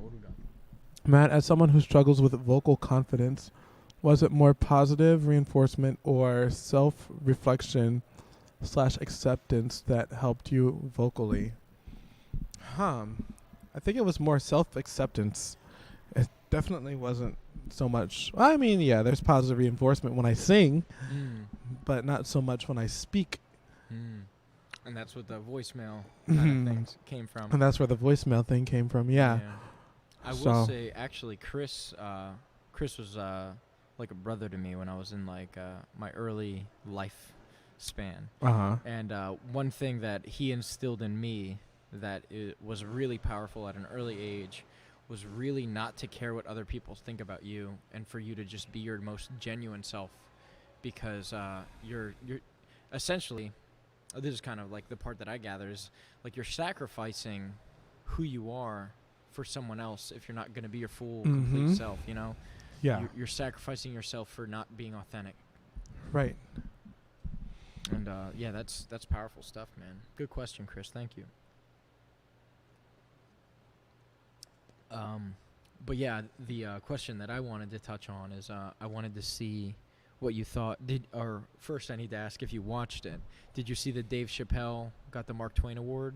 No, I didn't see that. That happened. It's on Netflix. There's like a small documentary about it. Dude, makes sense. Very powerful, dude. I think personally, like I'm a big fan of stand-up. I've dabbled in some stand-up myself as well. I feel like stand-up is like,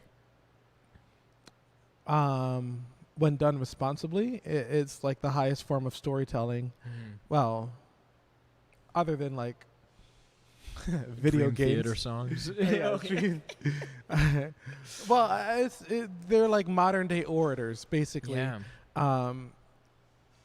A good stand-up comedian should be able to make you laugh and should also challenge your beliefs, your belief systems, and help you see the world from a different perspective. And I think Dave Chappelle is probably the comedian who is doing that the most these days. His material isn't shallow. Yeah. It's layers and layers and layers. Yeah. Have you ever seen Dave live? Once I saw him in New Jersey. That's funny because he's one of the only people I've seen live. That's that's like comedian on a national stage. He came to Reading and I saw him, and I was laughing the entire time. I think personally, I find Dave Chappelle to be my favorite stand-up comedian, and I can't think of anyone else that would have deserved the award than him. Yeah, mine too. So I think I've had a conversation with you about Dave Chappelle at another time where you were just saying. Like Dave transcends comedy in a way that like he like kind of like you just said, he gives you a different perspective and it kind of educates you in some some semblance. And speaking of Dave Chappelle and tying it back to street performance, there's a 1 degree of separation between Dave Chappelle and I. So there was a street performer, I can't remember his name, but he was he was a magician, and he was one of the dudes that does the circle thing, the highest level of street performance. Remember how I talked about the trickle and then the semicircle? Yeah. He used to do the full circle crowd. And he is actually from New Orleans. And it was always interesting to see the magicians, like the really good ones, prepare for their act because they would come outside, say, do I want to do this today? Just look at the crowd. And if they decided yes, then they would just start doing like something that would sort of draw attention. They were simultaneously the laziest and most hardworking people I've ever seen in my life. But he could easily pull $300 in 30 minutes. Like that was nothing for him.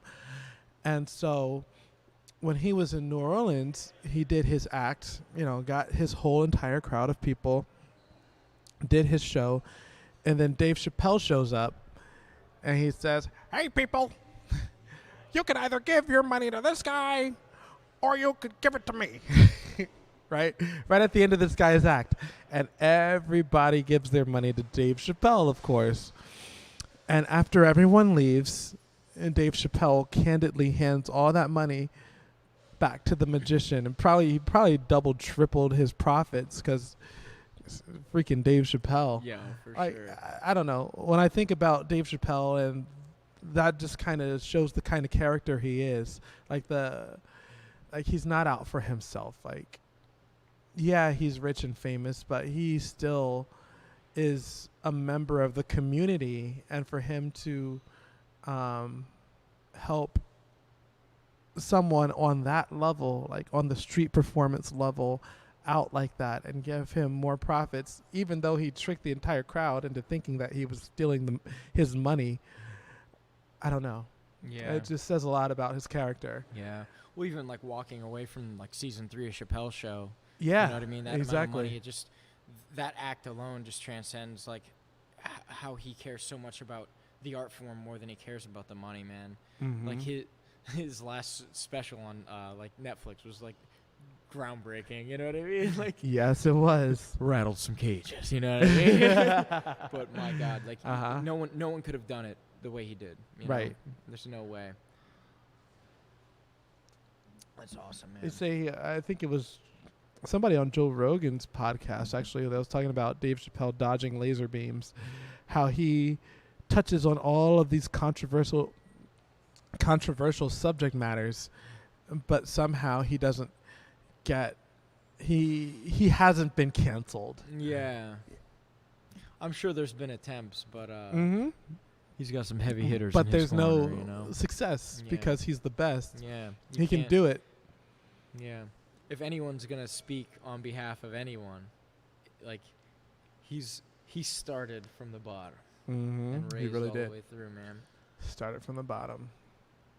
I think honestly, like even where he ended up, like he doesn't like live in Hollywood in $1 million house. You know what I mean? I'm sure. Yeah. I'm sure his house is. I'm sure his house baller. is at least $1 million. Yeah, but it's it's in I think Ohio. He was saying in a special, and yeah, it's just interesting that to see people in Hollywood. Yeah. The difference between his reality and the reality of Hollywood. It's two different things. Yeah. Yeah, it makes you wonder, like, do you think you'll ever get to a point where you're not you're like a household name? Like, do you think you can bring your art form to that level? I think it's possible. I don't think I would want to, though. What makes you unattracted to that? Just having everybody in your business, and even like even now, it's a lot to keep up with. I like to know my audience. I like to know the people who I play for. I don't like the term fan. Like, if somebody listens to my music, I want to be, friend is a strong word, but at least acquaintance. Yeah, like, and, at some point it just gets to be a lot of people to keep track of.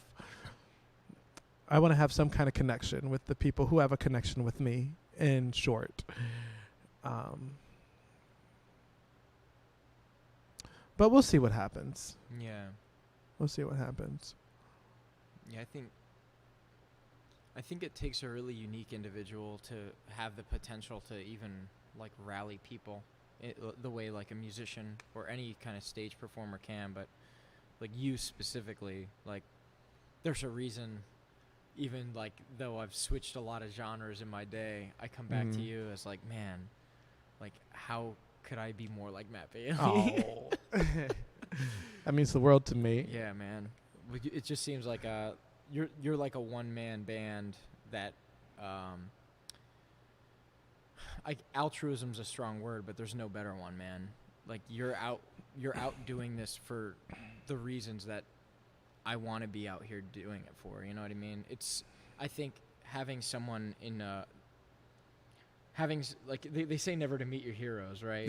But like I met you and you became my hero. You know what I mean? I was able to do it that way. Cheers to that. Yeah, thanks, brother. It's nice to be a hero. Hey, good, Martha. How you doing? Hi, Gia.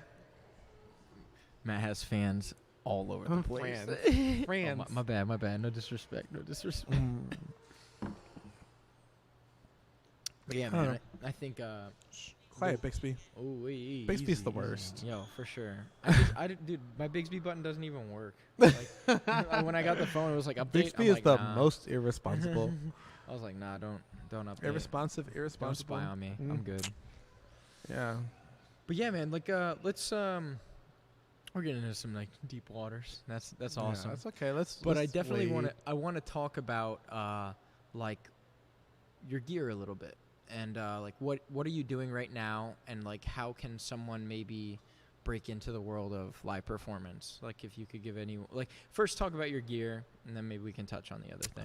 Well, I have my speaker is an Evolve 50.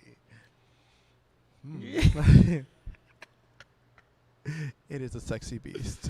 Yo, it's large black tower. No. Yeah, I just got that. I got that one about a year ago. But I think one of the most important things is to have good gear. And if you're going to do it full time, have it be easy to to set up and break down. How long does it usually take you to set up and break down your thing? Especially because he doesn't use Velcro on his cables. 5 minutes. No way. Matt Bailey, I'm gonna have to call bullshit on that. 5 minutes. Sharp. Ish. I could do it in 5 minutes, but I'm usually like talking to people. Yeah. One of the things I do is every show I try to talk to every person in the room. Every person, at least once. Show them my musical menu. Say, hi, my name is Matt Bailey. This is my musical menu. You can pick any song you want from this list.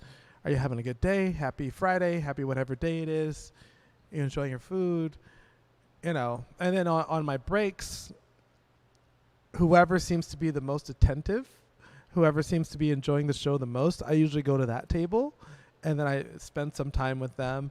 I don't know. It's just fun to get to know people, I think. And then, I circle the rest of the room eventually, depending on whether my break is 15 minutes or an hour. Yeah. People forgive me, though. Yeah, no doubt, no doubt. I feel like when I'm at a Matt Bailey show, like I'm not concerned about the set times. I'm concerned about the time Matt Bailey's supposed to be there. You know what I mean? Yeah, that's exactly it. There's really no set times. I mean, typically you're supposed to play for like 3 45-minute sets, but I usually play for like, I don't know, an hour and a half, and then I take like a 30-minute break, just talk to people, and then play the last hour, and then play more. Yeah, for sure. I think that's why people forgive me. No doubt. Also forming those connections, that's important. Mm-hmm. Can you talk about like how you get gigs and stuff? Mm-hmm. Like, how do you find a prospective bar or gig space? Well, there's a few ways to do it, actually. First, you can see where other people are playing. We have a publication called Loose Ends. It's free. It's around a lot of different bars. You can look in that, see where there's live music. Pop in around 2 or 3 in the afternoon when the management is there, but there's not a whole lot of people there. Or we can go to open mics.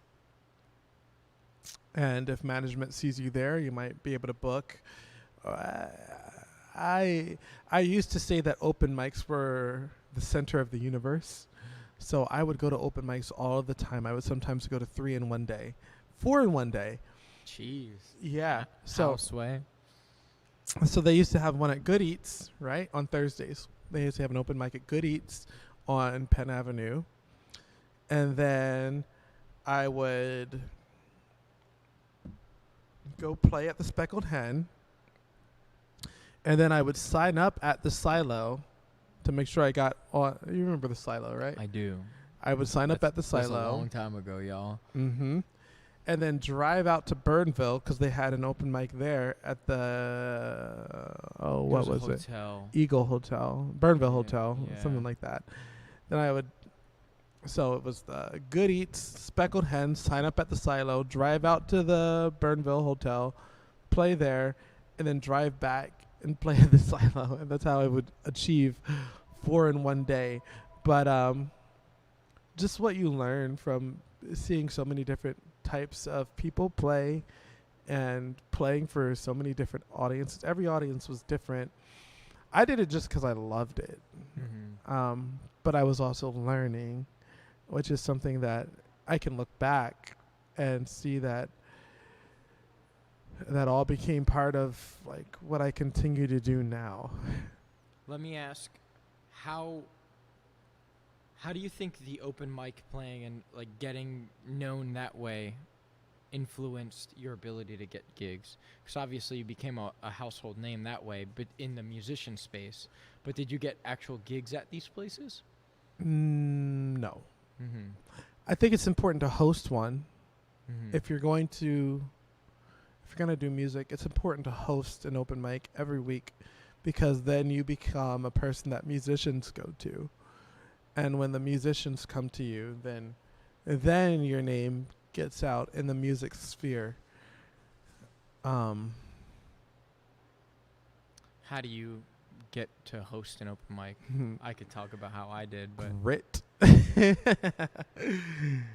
You gotta keep pushing, and somebody will eventually say, "Oh yeah, we've been meaning to do this. Can you do this for us?" And then you do it, and then you try to do it well. But I'll tell you what, as far as gigs are concerned, other than weddings, open mics are probably the most stressful because it's not dependent on you. It's dependent on who shows up and how you manage the talent and how you find that balance between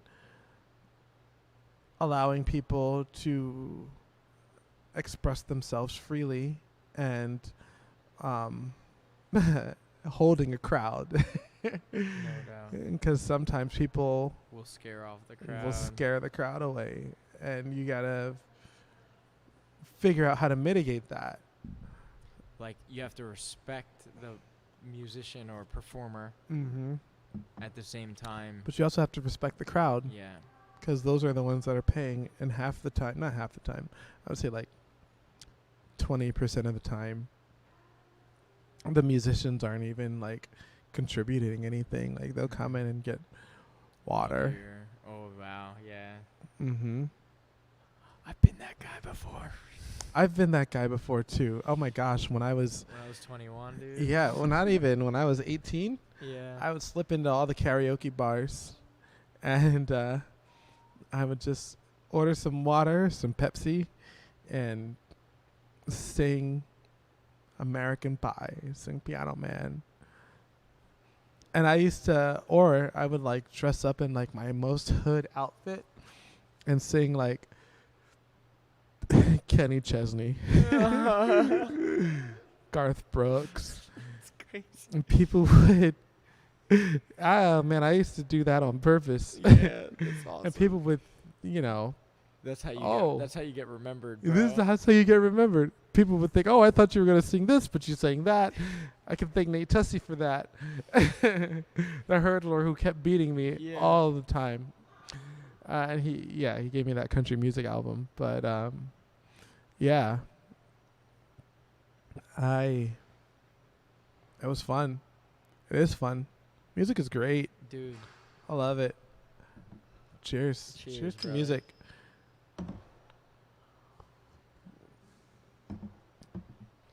Yeah, I think an issue like that you well know that I'm kind of going through now, but I'm working on, as you know, because you popped into my last live stream, is sometimes I get cornered into a genre, but thanks to Black Street and Teddy, the original Rub Shakers, I'm branching out into some other genres right now. Yeah. Because I want to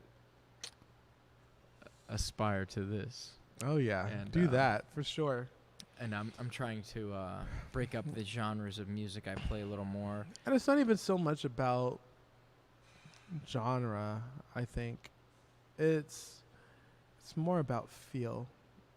That's definitely true. You can play and that's anything. why I was so confident in like the things I was learning, because when they were on, they were on. It's just hard to get that first snowball rolling to gather the snow. It's a matter of fit. It's a matter of fit. How do you fit into our establishment? That's what it is. If we bring you in, like, how will our people respond to you? And that's what it is. So let me ask you this: have you ever gotten like a gig in Boyertown? Oh yeah, for sure. So how do you handle a situation like that? Play Wagon Wheel first. I'll drink to that.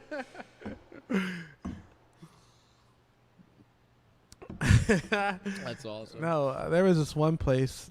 It wasn't in Boyertown, but I booked it all through like telephone and internet. They didn't know what I looked like, and I showed up with my stuff, and because I sound white on the phone.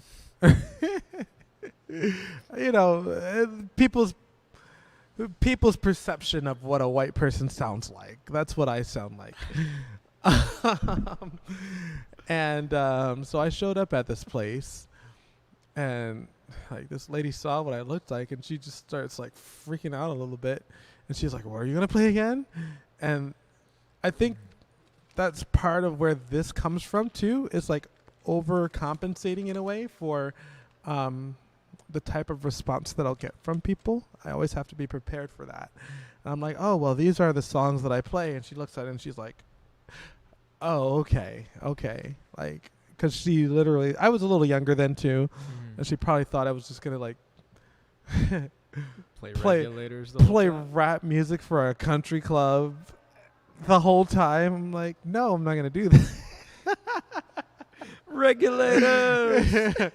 Yeah, exactly. Fetty Wap wasn't even out yet. Yo, for real. I will say, if none of you have seen Matt Bailey's cover of Regulators, you are doing yourself a disservice. It's one of my favorites, not gonna lie. It's one of my dude, I listened to the song and I'm like, fuck, why isn't the Matt Bailey version out there on the internet right now? Yeah, I do need to make a decent recording of that. I recently revamped my YouTube page a little bit. I saw. Definitely send me that link because you didn't, and I will. Oh, I didn't do that. Well, I feel like there's a lot of comments that we're missing. That's what Chris was saying. So just for sure. Previous sentiments. But yeah, man. That's powerful. Like that. I think like the fact that you're confident enough to walk into a space where you could like just like Google a place and be like, hey, can I play here? And then you end up showing up and it's not the fit that you were expecting. That you can just fucking make it happen. Dude. Well, yeah, I don't expect anything. You a whole G, Matt Bailey. Whole G. It's not what I expect. It's what they expect. Of course. And bucking those expectations. I think being a performer, it's so important to be able, like, just like you were saying previously, having empathy is so powerful. If you can't put yourself in their shoes, you can't figure out how to calculate your next move. It's true. Like, imagine you're sitting down, you come to a place, and you're eating dinner. Like, I don't know. And imagine you're 20 years older.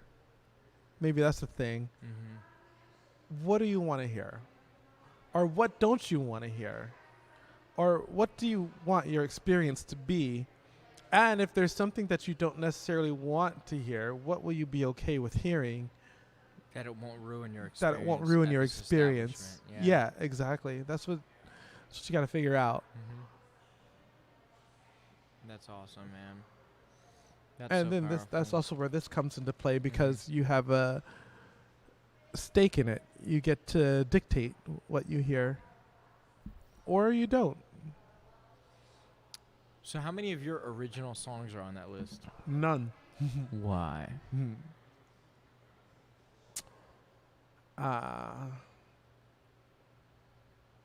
Well, first of all,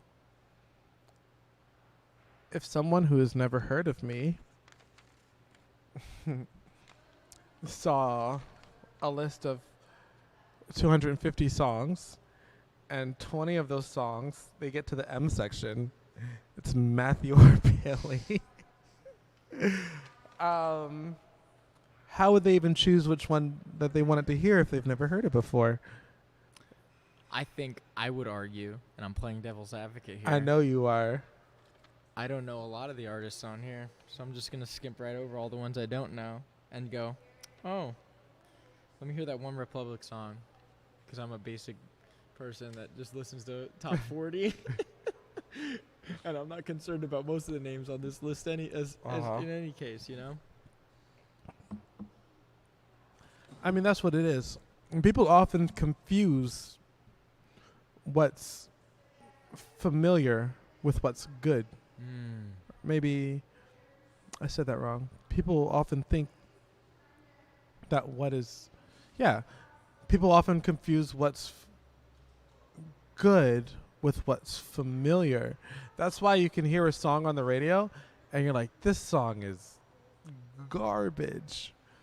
And then you hear it in the mall, and then you hear it in the bar, and then you hear it at home and then on commercials, and you don't want to hear it, but you hear it everywhere. And 2 months later, you're like bopping to it because it's familiar, even though it's not. Yeah, even though it's not good. It's crazy. But That's you know, who's stuff. to say what is good and what is bad? Beauty's in the eye of the beholder, brother. Yeah, it is.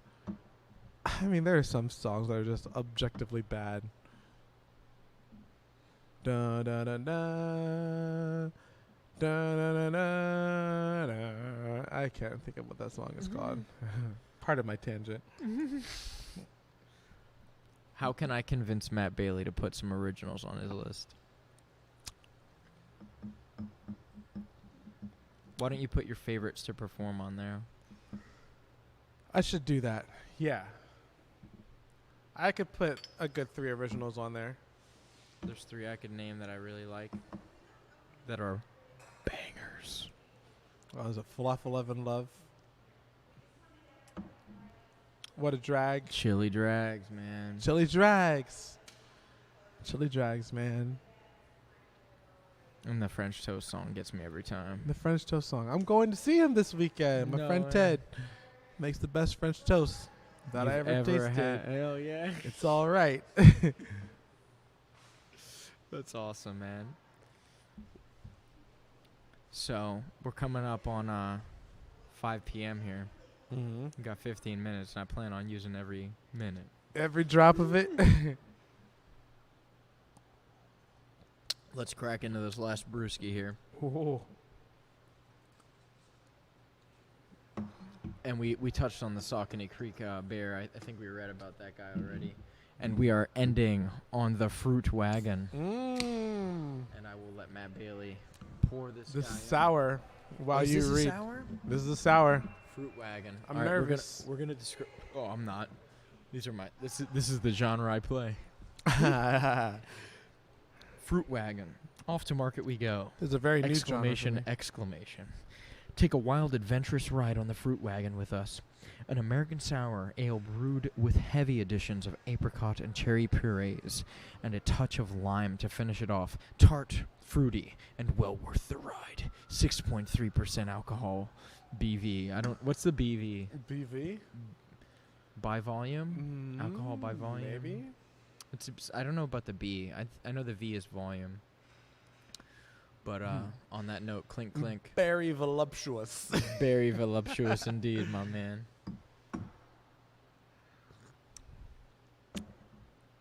Matt, Cool. I want you to give any shout outs that you need to right now. I don't know. I don't know if my parents are watching. Shout out to your mom and dad. I don't know where you're at. Home. Walked down. Who else? Shout out We've to. definitely given a few already, so. Yeah, I guess I have. Shout out to all the people on Brad's podcast. Yeah, I definitely obviously have a few fans that popped in, and I appreciate you guys for that. Current and former guests. Well, current guest is me.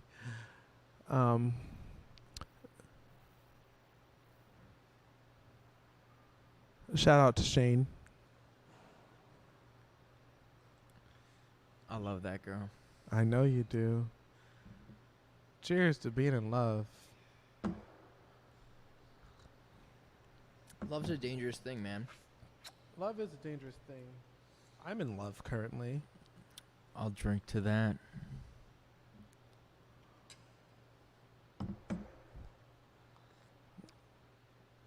Oh no, it's kind of a weird situation because she might be leaving in August. I know. That's not She's good. from Canada. Leave it to me to fall in love with a Canadian. I mean, that's where many of the best musicians come from. That's true. Isn't But that weird? I don't love her just for the music. Yeah. Oh well. My heart is just all over the place these days. But, you know, sometimes it focuses.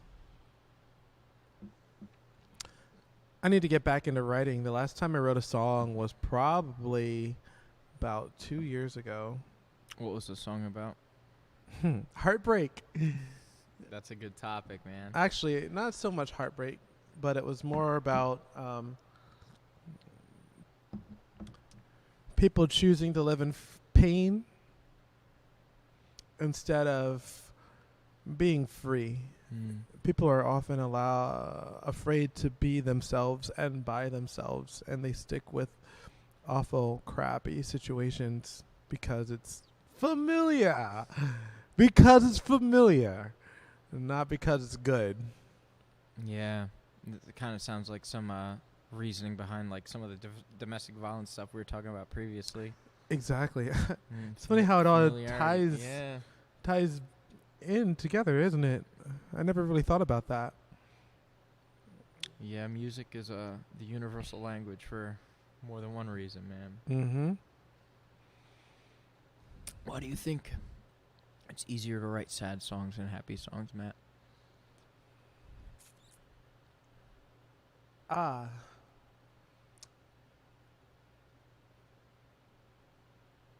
think when you're sad, you can feel your soul more. Like when you hurt, you can identify exactly where the pain is in your body. And it's easier to describe. Whereas when you're happy, things just emanate everywhere. It's less focused, I think. I think happiness is less focused. Happiness is more chaotic. And sadness is more concentrated. So it's easier. And that's why we feel it more. And that's why you feel it more. Yeah. And so, like, it makes sense that, like, there's a lot of love songs, right? Because that's when there's happy emotions that you do feel more than other happy emotions, like a roller coaster or something. Yeah, that's exactly. Why there's no roller coaster songs. Only love is like a roller coaster. Love is like love shouldn't be like a roller coaster, though. In its most true form, it shouldn't be like a roller coaster. I think two people who love each other, and it takes two, should be willing to cultivate, to build, to do everything they can in their power to maintain their own happiness and also contribute to their partner's happiness without losing themselves, because it is themselves that their partner initially fell in love with. And I think that's kind of a hard thing to maintain. It's so easy to lose yourself trying to make someone else happy when if that love is real, you shouldn't even have to try. You just do. Some powerful stuff, Matt Bailey. Powerful lessons. That is some powerful stuff, man. And there's so many layers. Yeah. There's codependency and there's narcissism. Codependency is that is when someone is trying to find their happiness in someone else instead of being happy for themselves. And then the narcissism on the other end of the spectrum is somebody who uses a codependent person for, I don't know, their own ill will, ill gains, whatever. Sometimes people even, I feel like you can deceive yourself so much to make it seem like using the other person or depending on the other person, you're lying to yourself by making it seem like that's the answer, you know? Yeah, you are. It's so easy to get into that cycle, though. A lot of people, like you were saying, like the narcissism and stuff. It's easy to get caught up in just thinking, your ego's got all the answers. And it doesn't. It doesn't indeed, my brother. Cheers. And ego should not even be a factor in love. Mm.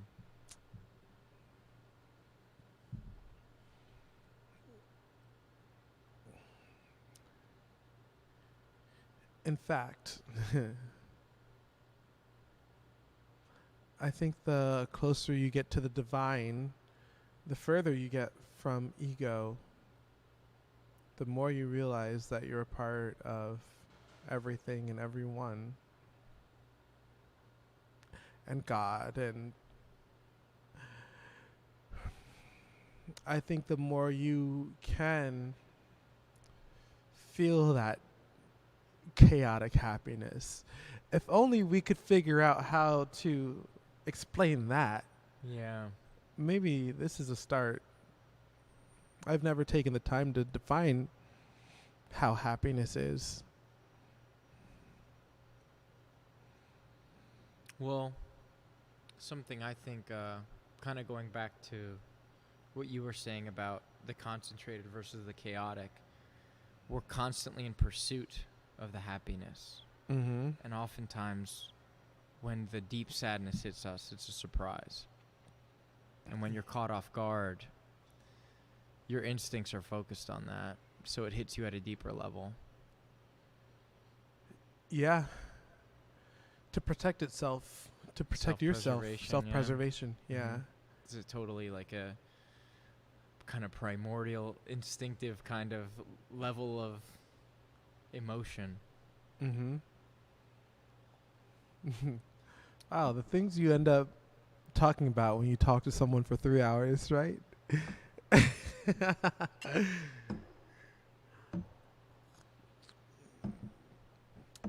I like to think I'm pretty careful about the guests I have on this show to make sure that I have the best conversations that I can. You picking out anything good there? Yeah. My man. Positive feelings are overshadowed by negative emotions. Negative emotions tend to stab and hide the body of positivity. Yeah, that is absolutely right.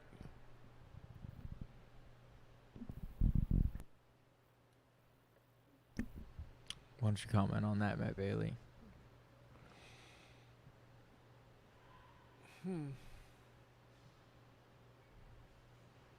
While it's true, negative emotions do tend to hide the body of positivity. Make sure my mic is on. Mm-hmm. Even when you're trying to talk to someone who is wallowing in a depressive state, it doesn't matter how much light you show them. They can't see out of the darkness. Yeah. And sometimes only time will be able to take them out of it, you know? Mm-hmm. Yeah, I think despair is one of those pits where if you're not digging yourself out, there's no digging anyone else can do for you. It's like you can lead a horse to water, you can't make him drink kind of thing. I know I've been in states where maybe some people have tried to usher me out, but the answers that I'm seeking aren't what they're showing me. I think it's important to listen to everyone, even if you disagree with them, but you need in to... all circumstances, that is true. Yeah, I think, but at the same time, you need to know what's going to work for your specific situation. Taking blind advice is never a good thing. You need to analyze and calculate your moves, you know. And I think everyone's capable of this. Mm-hmm. Me too. But not all people do it. Ego, man. And ego, and also, I would say, I don't want to call it ignorance, but that's what it is. Mm. Especially that piece about you talking about not taking everyone's advice. It's important to be able to analyze the character of a person and a person's decision-making abilities before you decide to take sound advice from that person. If a person can't get their own stuff together, not even so much get their own stuff together, but if a person can't think of things critically and they make poor decisions in their own life, it's probably not the person you should be getting advice from. Yeah. Hypocritical advice is best Although,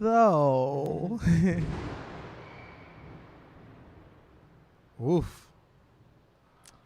I think Thor agreed with you there. Yeah, Thor did agree with me.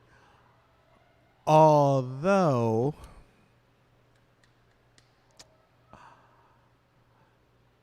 even though this person might not be able to make the best decisions for themselves, sometimes they can see stuff that you can't see yourself. Mm-hmm. So there's that too. Well, as an extroverted person such as yourself, do you feel like I have to imagine that you yourself, because of the situations you put yourself in, you're not in many echo chambers. You're seeing. Oh no. You're constantly seeing different perspectives on things. All of the time. Because, based on solely your audiences and how varied they are in different bars. There's a different genre of person at every bar. It's made me quite moderate, although I definitely lean more towards the left. Well, no, I don't even want to say that so much, because there's stuff that I know on the left that is just like... I think extremism on both sides is... There's definitely extremism on both sides. Tiptoe around. Yeah, for sure. But not even extremism. It's just like undercover stuff that it's not good at all.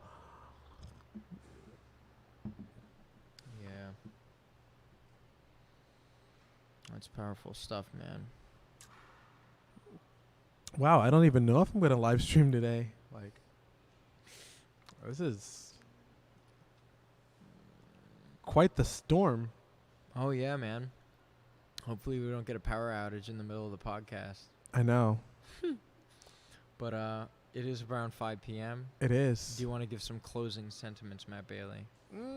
Closing sentiments. Yeah, just be good to each other. Spread love and peace. Don't fall for the system. Do your own research. Do your own research, exactly. Don't believe everything that everyone tells you.